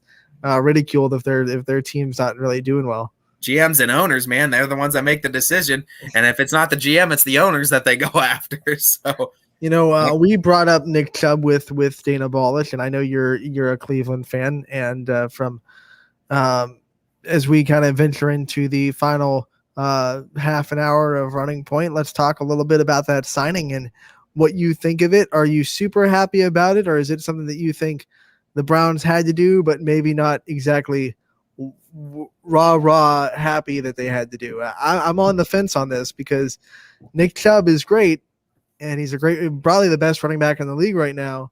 But at the same time, it's still a running back, and it's still that rule that I don't get away from, that you really don't want to pay running back. So what's kind of your take on signing Nick Chubb? I'd rather the Patriots have got him at the end of the day. I would have been happy with that one. But no, I think for the Browns, honestly, at the end of the day, I don't see this as a bad signing because I think the contract length at the end of the day being only 3 years is very beneficial for the Browns. Because typically, what do we think? Our running back lifespan, I think, is 5 to 6 years is what they say in the NFL. And Nick Chubb's played, I think, 3 this year, but he had injury. So, I mean, they're getting him right at that threshold. They didn't want to sign him any longer. I think it's a good signing because I think 3 years is good to expect still the production you've been getting out of Chubb and to expect that for the next 3 years. Barring any obvious major injuries, I think this was the right signing to make because the running game is what makes that passing game go, it seems like, in Cleveland. And I think Nick Chubb is the end all be all. He's the engine. He's the guy that's going to start that whole offense. He's going to kickstart it, and he's going to open up the passing game for Baker to hopefully make connections for the Browns this season and get him some wins. But I think Nick Chubb was definitely the more important signing this year for the Browns, getting him under contract. Baker's the next one, I think, for Cleveland, but I think it was more important right now that you have Chubb locked up for this season and going into this year because I think you're going to need him. That division's going to be, I think, really tough between Cleveland, Pittsburgh, and Baltimore. We already know how good those teams are, but Cincinnati, their offense isn't going to be bad. And if you take Cincinnati lightly with Joe Burrow, and now they have Jamar Chase down there with T. Higgins, I mean, that's going to be an explosive offense down there in Cincy. And if your defense is not playing up to them, they can put some points up on you as well. And James Bartell getting a little dark, saying it's like naming a pig or a cow before you send them to slaughter. Don't make me think about where my food comes from, James. I don't want to do that. Yeah, that one goes a little bit down the dark path, I guess. But I mean, it makes sense. I mean, I guess. That made me permanently not want to eat veal because I'd always picture myself in a restaurant and the mom would come into the restaurant and go, "Where's my baby?" Hang on, I'll look for him. A little bit different. You're not sending these pro players to a slaughter. Right. Chris Bryant gets served an address and he pulls up and it's a slaughterhouse. Well, Chris, you haven't been performing too well, and we think it's time to end your career. Yeah, we're gonna take you into this deep warehouse where no one can hear your screams. What the? They just throw their bats into a grinder. That's all it is. They don't actually do anything. They just take all their equipment and just toss it, and it just gets crushed. You're done. You're done. Never play baseball again. But no, I mean, I do think that's a big signing though for Cleveland, and I think it's the signing that they need to make because for Cleveland this year, your next step after making the AFC division, and I said that to all the Cleveland fans, I said, you need to make it to the AFC championship. You need to take that next step forward. You need to be able to beat Kansas City. And I mean, I know as much as you're going to love to hear that, and I hate that I have to give that to you, but it's the truth. Browns haven't beat Kansas City yet, and that's the team that I think is going to stand. Here's the thing, though, and this is interesting. They play each other in week 1. So, like, even if they beat them, they still have 16 more games they have to play. Yeah, and I've already heavily favored Kansas City in that week 1 matchup. I feel like I'm more interested in what they do in the next couple weeks after that game than that game. Because if they win that game and then go lose two in a row because they're sitting high on themselves, then they're a 1-2 team that beat Kansas City. It's like, congratulations. Yeah. Well, I don't think if they lose that game and turn it into a losing streak, then same thing. Like, you can't let that game define your season in week 1. No, and I don't think the Browns care if they lose to Kansas City. Obviously, they're going for the win, but I think you want to beat Kansas City in week 18, 19, 20 and instead of week 1. That's where you care about beating Kansas City. So I think that's going forward. I think that's where the Browns, week 19, 20, and 21 with the added week now and the bye week. We have 18 weeks in a season now, excuse me. But no, that's the thing. That's a team that's going to stand in Cleveland's way. And I mean, had the opportunity last year. Chad Henne gave them the opportunity, said, here's the chance to tie it, and they weren't able to take it. Anything is possible. Yeah. And I mean, in this situation, you can't expect the same luck to happen for the Browns where the backup quarterback comes into the game. You're going to need to be able to beat Patty Mahomes in 4 quarters if you're the Browns, if you want to go to the Super Bowl, which we all know is the end game for Cleveland here. They built this team to win at least a championship. You got to get past KC first to get there. Talking about Nick Chubb, I feel like it was something they had to do, but not something that I would be like thrilled about. I get Nick Chubb was a great running back. Like I said, probably the best in the league last year. But at the end of the day, you're giving him 4 years, a lot of guaranteed money. And running backs aren't going to last too long. He's already had a big knee injury in college. And I don't know. I don't like giving it, but you have to, because Baker Mayfield thrives on the run game, and you have to make sure that is stable. Yeah, I think the bigger Browns signing are going to back into a corner a little bit. Yeah, but I do think the Browns' bigger signings this year is going to be Joe Johnson, Troy Hill, and Jadeveon Clowney. As far as going up against Kansas City, I think the Browns made the right signings they needed to play defense against Patty Mahomes. I think adding those pieces in the secondary, Troy Hill is going to be on the slot. I think having Jadeveon Clowney applying more pressure on the other side. We saw that's where Tampa Bay, and that's what I said teams need to try to do. It seems like Tampa Bay did it really well against Kansas City, getting that initial pressure on Patty Mahomes. And again, Kansas City bolstered that offensive line, so you might not see that, but breaking through that offensive line and getting him pressured, not allowing him to run, you can't give him time in the pocket, because if you give him 2 seconds, it's already too much time. I feel like Kansas City's offseason was basically telling the rest of the NFL that particular way to beat us will never happen again. Yeah, we are not putting together a duct tape patched offensive line anymore. No. Like, you might be able to beat us, but we are not losing like that ever again. Well, and I mean, that's what this offseason felt like. That's exactly what Andy Reid needed to do. He needed to force teams to think of a different way to beat him, force teams into a new strategy to beat him, and you had to fix that up, because every team was watching that. They're going to use that exact same strategy if you didn't bolster that offensive line.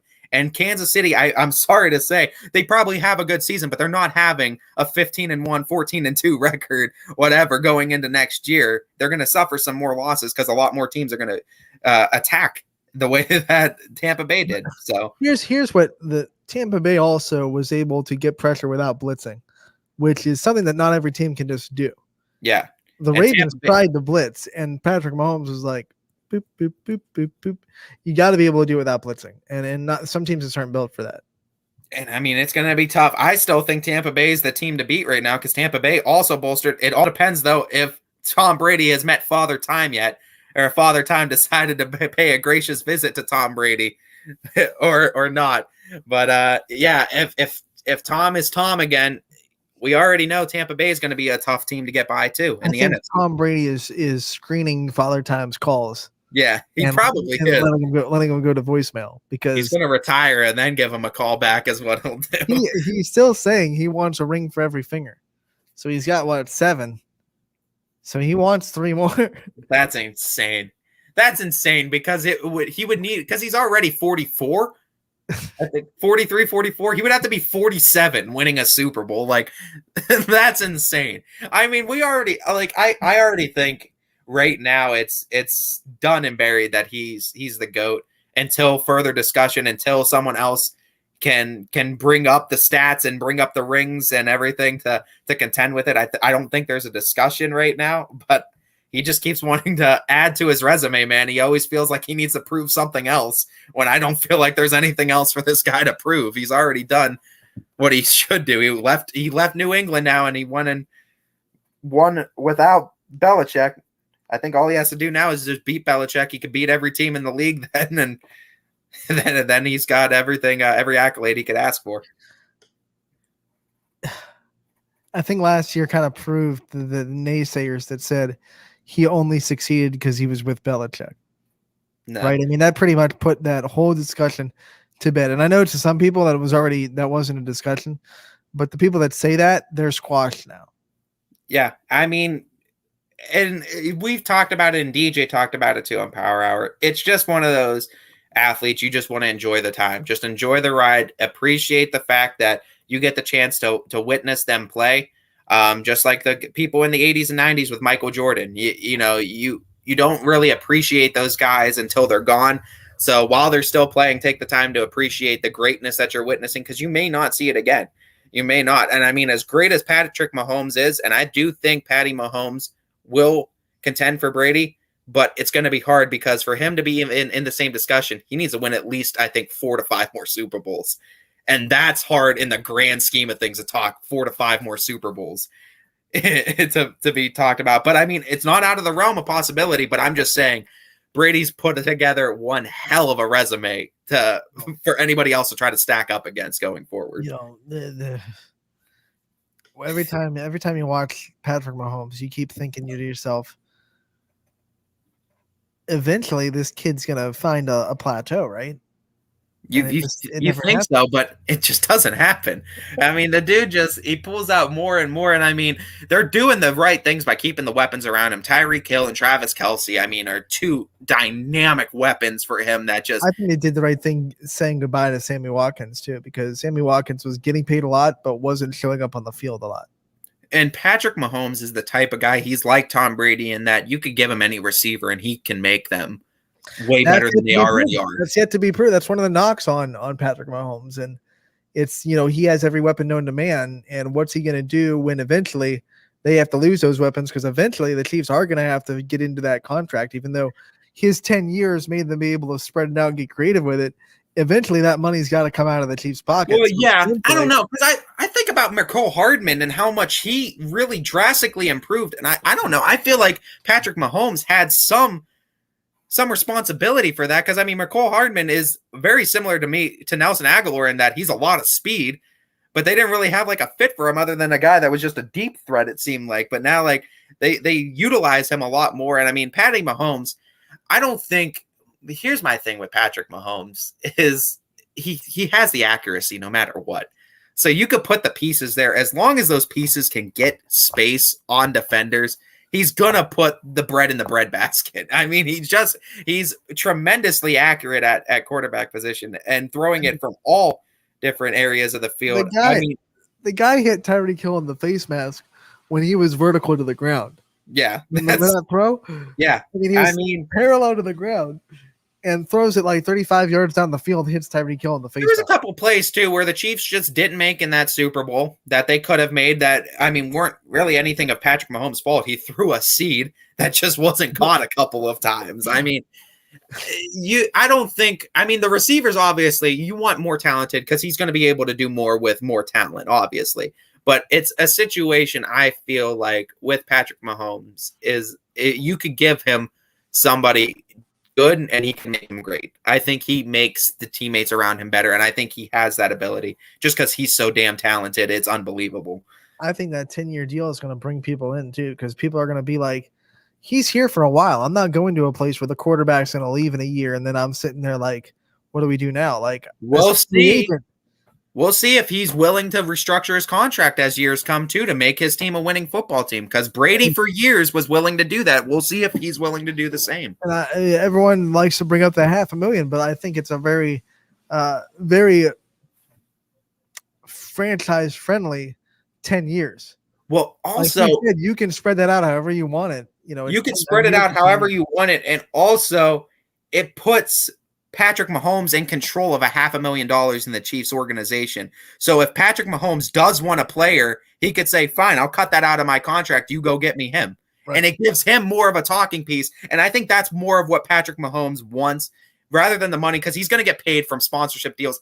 All these freaking sponsors are going to want him anyway. He's going to get paid at the end of the day. But I think it's more of he has power now in Kansas City front office now because he has this money allocated to him, where he could say, I want some of this taken off here, and I want some of this taken off here. Go get some players in these spots.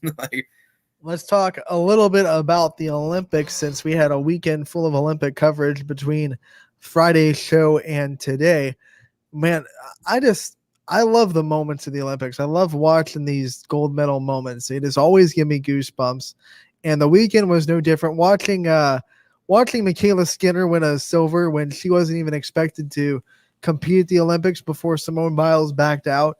And she's 24 years old. So watching her win a gold, watching Dressler win again. I mean, it's just these moments in the Olympics and the gold medal moments of guys and girls that weren't really coming into Tokyo expecting to win a medal. One of the best things I think of the Olympic Games. Yeah, I mean, honestly, just U.S. has been killing it gold medals wise. And I mean, I know you were talking about it heavily on social media, and I mean, I'll bring it up now. Lydia Jacoby. I mean, what a fantastic story. And I mean, one of the feel-good stories of all of sports in the world. I mean, you talk about didn't even have a pool that size in her state and was able to take home. That is absolutely unbelievable that she was able to do that. And I mean, like you said too, no excuses, man. No, I mean, no excuses at all. It's just a work ethic. It's just, how much do you want it? Like, really, because you're not given any kind of advantage with being in Alaska. You're pretty much in a state that has swimming as an afterthought. So it's all about how much you're going to push yourself. That's it. Yeah. And I mean, another just a beautiful story. And I mean, you're just happy to see it going off without a hitch too. I mean, Olympics wise, because I know there was troubles too. Because I mean, Tokyo COVID wise, they're having their troubles over there still. I mean, it's not a lot of protesters that don't like the fact that the Olympics are in Tokyo. I mean, you can, when they're in the Olympic Stadium, especially for track and field, there are times with no crowd where you can kind of hear protesters in the background. Yeah, and it's a crazy time over there, but I mean, U.S. is coming through strong right now in the Olympics, and you love to see it. And I mean, really, it just seems like next man up mentality, and more or less next woman up mentality right now, because especially Simone Biles dropping out of competition, winning gold there, Lydia Jacoby winning gold in that. I mean, just gold medals all around for U.S. and I mean, great stories too to go along with them. And I mean, that's the beautiful thing. These aren't scripted stories, but they almost feel like there's like 5 Disney movies that could be made in the Olympics right now. Yeah, Disney is watching the Olympics. Woo! Yeah, I mean, awesome. Mickey Mouse just sitting there. Yeah, he's counting his stacks right now that he's going to make from all these movies. Because I mean, you got here's another one. Another one just came back, and Simone Biles is back. Yeah, she will compete in the beam event final. I don't know how to feel about it. Part of me is like happy to see Simone Biles in the Olympics. A part of me is like, did you really fix yourself in 2 days? Was it super serious or it's? I hate to bring it up, but the timing of someone else winning gold for America 2 days ago in gymnastics, and then she comes back, you can't ignore it. I'm not saying that's a reason. I'm not saying because we don't know, but you just can't ignore that timing. No, you can't. And I mean, I thought the same exact thing, Anthony. So I don't feel bad about that because I thought the same thing. But yeah, initially when it came out, I thought, you know, I understand Simone Biles' reason. She wanted to get her mental health right, and I'm all for that. If you think you need a mental health break and whatever, you need to take it. Especially in the sport of gymnastics, where if you're not locked in, it turns really dangerous really quick. Well, yeah, like one wrong clip and you could become paralyzed for life. One over rotation on a vault, you're done. Yeah, if you miss the bar on the uneven bars on a release skill, you're done. And the stuff that Simone Biles does in the first place is already extremely dangerous because she's doing routines that no one else can do. Yeah. So I get that sense. Like I get and it. I mean, it could have just nerves. I mean, sometimes pressure gets the best of us in all athletes' sake. And you know what? And one thing, and it did, I will say that it did piss me off a little bit when they were just trying to say that she couldn't do it because she was a woman, because I watched Alex Rodriguez get paid millions of dollars by the Yankees to choke in the playoffs year after year after year. So I don't want to hear anything about pressure only getting to one sex over the other, because that's just blatantly not true. And it gets to the best of us. But I mean, to talk about that, no, it doesn't. It's not a good look on her, though. It's not, especially after your teammate just won gold 2 days ago. It seems like you're almost making it about yourself right now. And granted, that might not be the case, and we don't want to point fingers and say that that's what it is. But to a lot of outsiders looking in right now, it looks like, oh, well, they won gold. Well, hey, I'm coming back now. Let's talk about me. Let's keep me in the news and let's keep me relevant. Man. Now all of a sudden, I'm not the talk of gymnastics anymore. Yeah, I gotta fix that. And I mean, it was a big story because everyone was like, "Oh man, USA probably not going to win gold now," and then we win gold, and now it's like, "Oh, no one's talking about me." And I mean, like I said, you don't want to say that that's what it is because we don't know. Obviously, we haven't talked with anybody. We don't know for sure. But I mean, it is. I mean, on the outside looking in, I mean, the waters do look muddy. They certainly do. Yeah, I'm so torn because like I hope that she comes back and she's 100% and she does a beam routine. That's what we know Simone Biles can do. But I also know she fell off the beam in Olympic trials and she didn't look right in the warm-ups for the vault. And I'm thinking, if you've had mental problems at least for the last 2 months, did you really fix them in 2 days? I mean, and if you did, was it really serious enough to recuse yourself from the team finals? I mean, like, yeah. What are we doing? To also give her the benefit of the doubt and play the other side. We don't know what kind of pressure she's facing and how many people are saying you need to get out there or you need to be out there because we have money riding on this or your face needs to be out there on the Olympics now. That brings a great topic. These elite and Michaela Maroney brought this up on Twitter, who is a former gymnast for USA, won gold in the team final in 2012, took silver in vault. She brought up the fact that elite athletes, especially like the individual athletes, the gymnasts, the swimmers, the track and field guys, they are so used to pushing through adversity and pain, and whether it be mental or physical health, that there's a tendency to push through some treatment that you shouldn't have to push through, but it's just because you're so used to pushing through adversity. And maybe Simone Biles being pressured into this, getting back into the gym is one of those things that is a product of that statement. Yeah. And I mean, it's hard because you never want to speak on, especially a black female's case, you never want to speak on that kind of topic because it's hard to put yourself into someone's shoes, especially if you've never experienced, what they've necessarily experienced. So, but I mean, again, we talk about what it looks like outside looking in, and I mean, you try to look at both sides of the argument. And I mean, yeah, I mean, it could very well be that she was doing what's right for the team, but we again don't know that because, of course you're going to say that PR. I feel like there is some sarcasm in your dad's. Yeah. talk. And very well, I feel like, but, no, and it's hard to talk about it because we haven't been in that situation. You and I haven't been in that situation, so we don't know the adversity that they face just because of that situation. But on top of that, we're also not Olympic athletes, Anthony. So, I mean, we're not in the Olympics, so we don't know the adversity that they're facing as far as that's concerned either. We speak on it too, and it's fun to talk about as outsiders looking in what we think. I mean, where we think her headspace might be and where our headspace might be in that situation. But I mean, general matter of the fact is we're not Olympic athletes and we're not in that situation. So it's really hard to play one side of the fence or the other and make a sole decision on what you think of it. What makes it really hard is the fact everything that USA Gymnastics went through the last 4 years. And everything that has been brought to light about USA Gymnastics, and not just about the Larry Nassar, but about the systematic, ability to just kind of push athletes past what they should be pushing through with Bella Caroli and Marta Caroli, and some of the things that they let happen. I mean, when you look at all that, it's just hard to pick one side or the other. It's just, I'm pointing out that the timing and the look isn't exactly the greatest. We don't know if that's but it's something that you got to point out a little bit. It's definitely stuff you got to point out because I mean, there's definitely valid points, I think, to both sides of it looking at it. I mean, talking either way I think there's valid points to both sides.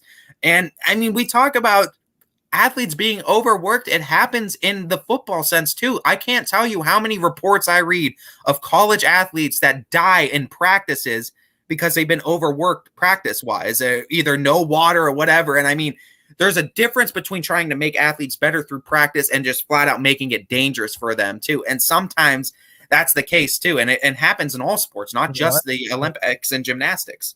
To bring back Michaela Maroney, one of the stories that she was telling on social media was when she got to London in 2012, she shattered her foot like in warm-ups doing a beam routine that, in her opinion, she shouldn't have been doing because she wasn't competing in beam at all. So why are you practicing a beam routine? But then the leaders of USA Gymnastics said, well, it's just an old toe injury. You'll be fine. So she competed that whole Olympics on a shattered foot because they just kind of ignored the injury and said, you're fine. It's just an old toe injury. It's not a shattered, dislocated ankle. It's fine. And that kind of stuff happens. And it happens in all kinds of sports too. And it's unfortunate because it all draws back, and we circle right back to money is dirty is the question. And that's usually that is the end all be all, is because money is involved. And when money is involved and people are paying to see these people compete, whether it's the Olympics or whether it's, NBA, NFL, MLB, WNBA, whatever, what have you, they're paying to see these people compete. And there's a certain expectation that when you pay for that ticket, you will see that person compete. Now, credit, it'll say things are subject to change, obviously, but there's still an expectation that you want to see that player because that's the reason why you spend your money is to see that person. People don't read subject to change. It's like the terms of use on your Apple. Exactly. Nobody reads that. They buy the ticket to see the big names and the big stars under the brightest lights. And when you have that expectation to uphold, certain people, especially in those situations, managerial situations, might put people in not the best situation when money's on the line. Another thing to think about and remember, if parents are not in Tokyo, especially for these younger athletes like the gymnasts that are, 18, 16, 17. I know Simone Biles is a little bit older, but they're majority of their team under 18, parents not in Tokyo either. Yeah. And I mean, that's hard enough too, to just be away from your family, especially at such a young age, under high school. Like some of these kids in high school. Did you see the 12-year-old Syrian ping pong player? I did not see that. That is incredible, though. Yeah, like Syria only had like 6 athletes, and she was one of them playing ping pong at 12 years old. And I believe she was the flag bearer for Syria as well. That's awesome. When I was 12, I was like in the dark playing Spyro on PlayStation. Yeah, I mean, 12 years old, you're in the Olympics too, under the bright lights. Incredible. Absolutely incredible too. I mean, but yeah, like you said, it's got to be a tough time, especially for these younger athletes, these kids being away from their families extended period of time with the protests and everything going on in Tokyo. Obviously, we know Tokyo is not like a dangerous city, right? But I mean, like, no, you deal with the what's it? What's the no, actually, I think that's Chinese. I was the Chinese mob. I can't remember what the name of it is. Yeah, but I mean, there goes the joke right out the window. It's gone. But still, scary times though. It has to be. I mean, just to be kind of by yourself, no family around, and you're competing with the whole world watching you, and you don't even have anybody there with you. This year, you're locked in the Olympic Village too. You don't have like a tourism day to kind of get your mind right or anything like that. Like every other Olympics, you are stuck in that bubble and you can't leave it. Yeah, and I mean it's crazy, but I mean, like we said before, no excuses, and a lot of athletes from America have proven that too this Olympics. I like that because even though we have the Simone Biles thing, and whether you think that she made the right decision or didn't utilize the American spirit, whatever side of the fence you're on, there are plenty of other athletes that have come out through adversity and have really stepped up and either won a gold medal or even medaled, and has definitely been reasons to make the country proud. Oh, absolutely, too. And I mean, look no further than what we already mentioned.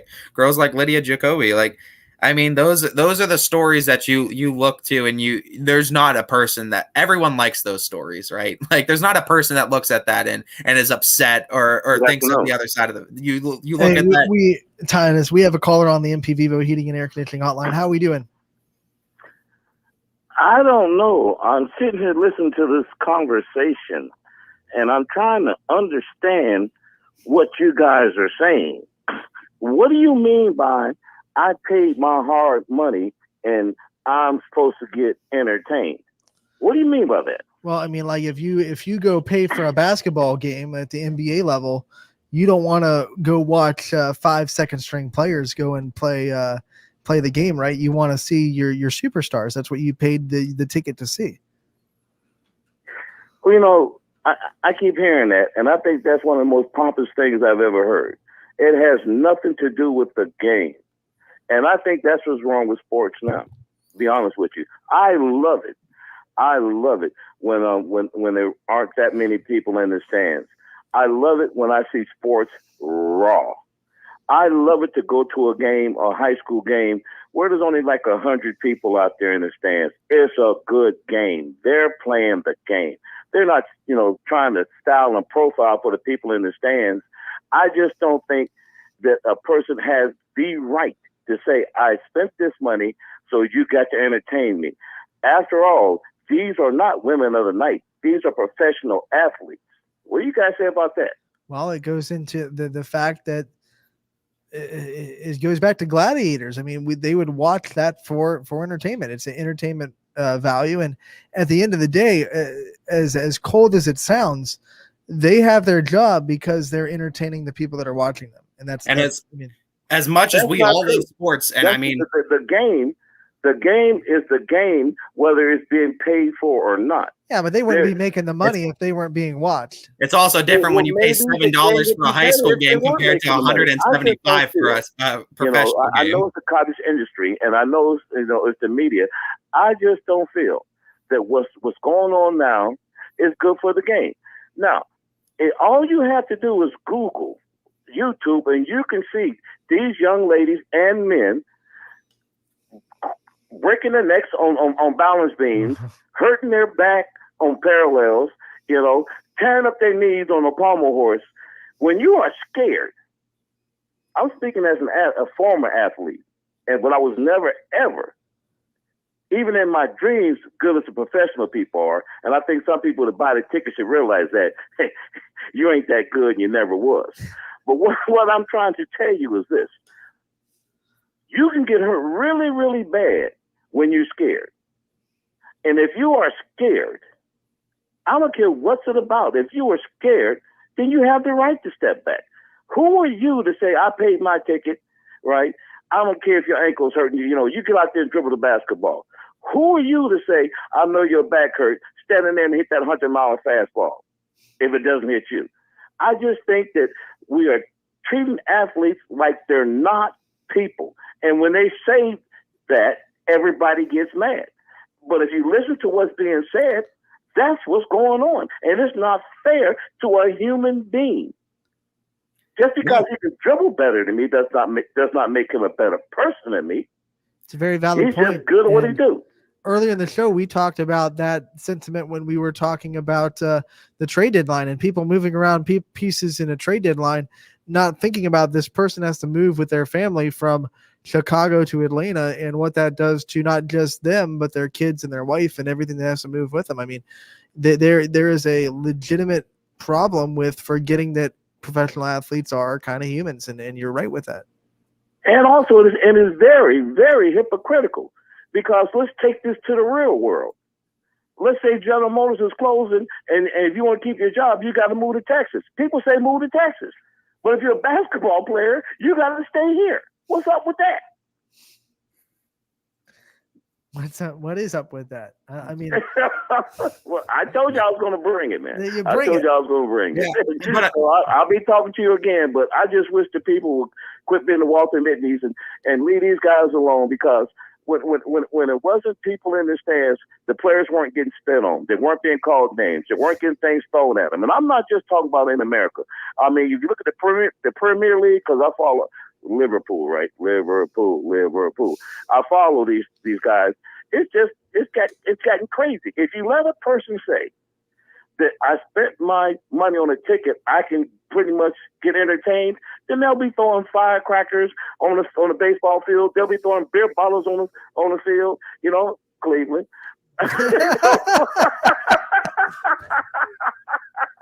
Well, that's all I got to say. I just don't like that mentality, man. Great show, my brother. Great show. Thank you so much for calling in and tuning in. We'll talk to you again soon. That's a great take on that too. And I mean, it's a valid take, but I mean I wish he would have heard me because I wanted to bring that up to him because I wanted his response to it.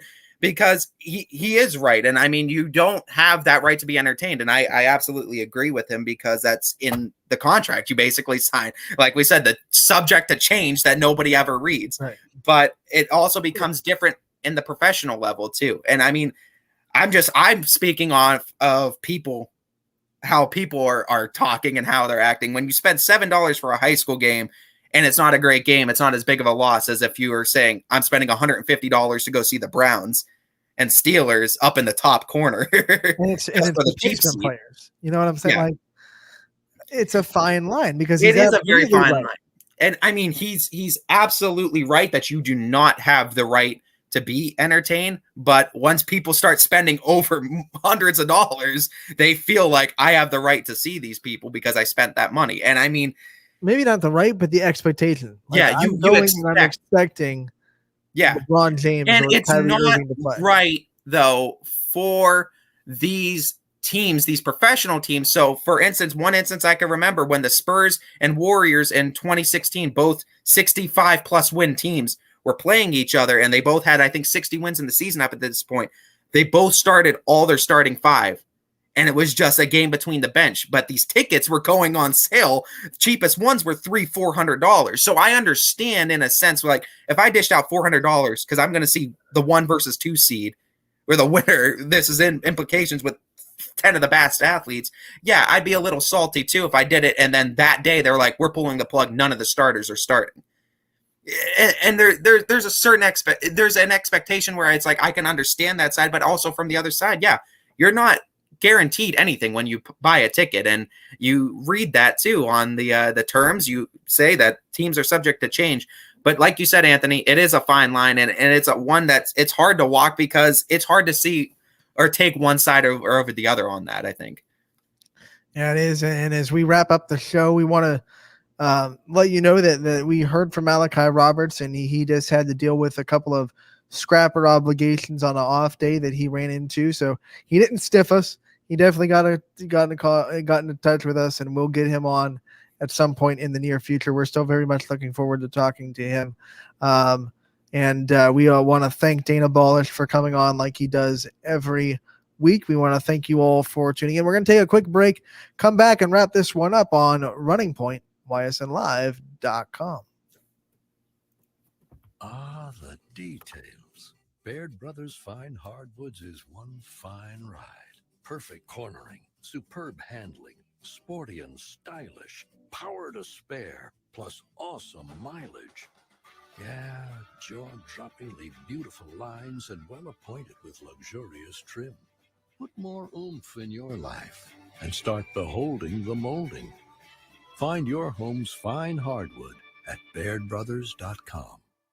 Planning a project around your home or rental property? Trust the electrical service to the local experts with 62 years of serving the Mahoning Valley. Joe Dickey Electric is your local go-to source for responsive, reliable residential electrical work. From everyday maintenance and repairs to new installations, electrical upgrades, and safety inspections, no job is too big or too small. Call Joe Dickey Electric today, 800-549-3976, or visit DickeyElectric.com.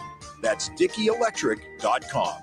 For heating, cooling, and indoor air quality, the Mahoning Valley trusts MP Vivo Heating and Air Conditioning, offering worry-free repair, service, and installation. Call MP Vivo today for a free estimate. MP Vivo Heating and Air Conditioning. We're your energy-efficient experts.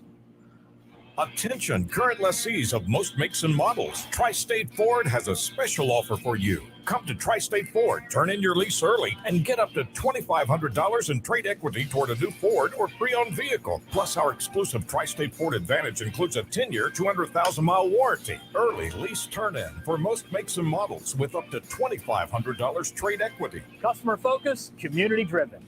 Tri-State Ford East Liverpool, or visit tristateford.net. Welcome back to the Monday edition of Running Point. Anthony Hartwig here with Ty Bartell as we voyage into the new era of Running Point. We are very excited that you were able to join us today. Want to once again give a thank you to Dana Balish for calling in. And tomorrow we will continue our dive into local football previews, as well as the new volleyball coach at Jackson Milton, Stephen Moore, going to be joining us. He confirmed while we were on the air, so he's going to be on at 1 o'clock tomorrow. and we will continue to reach out to guests and get you stocked up with interviews from coaches and names around the area. So for Anthony Hartwig, Ty Bartell, this was Running Point, brought to you by Greenwood Chevrolet. Have a wonderful rest of the day. Power Hour coming up next on YSN.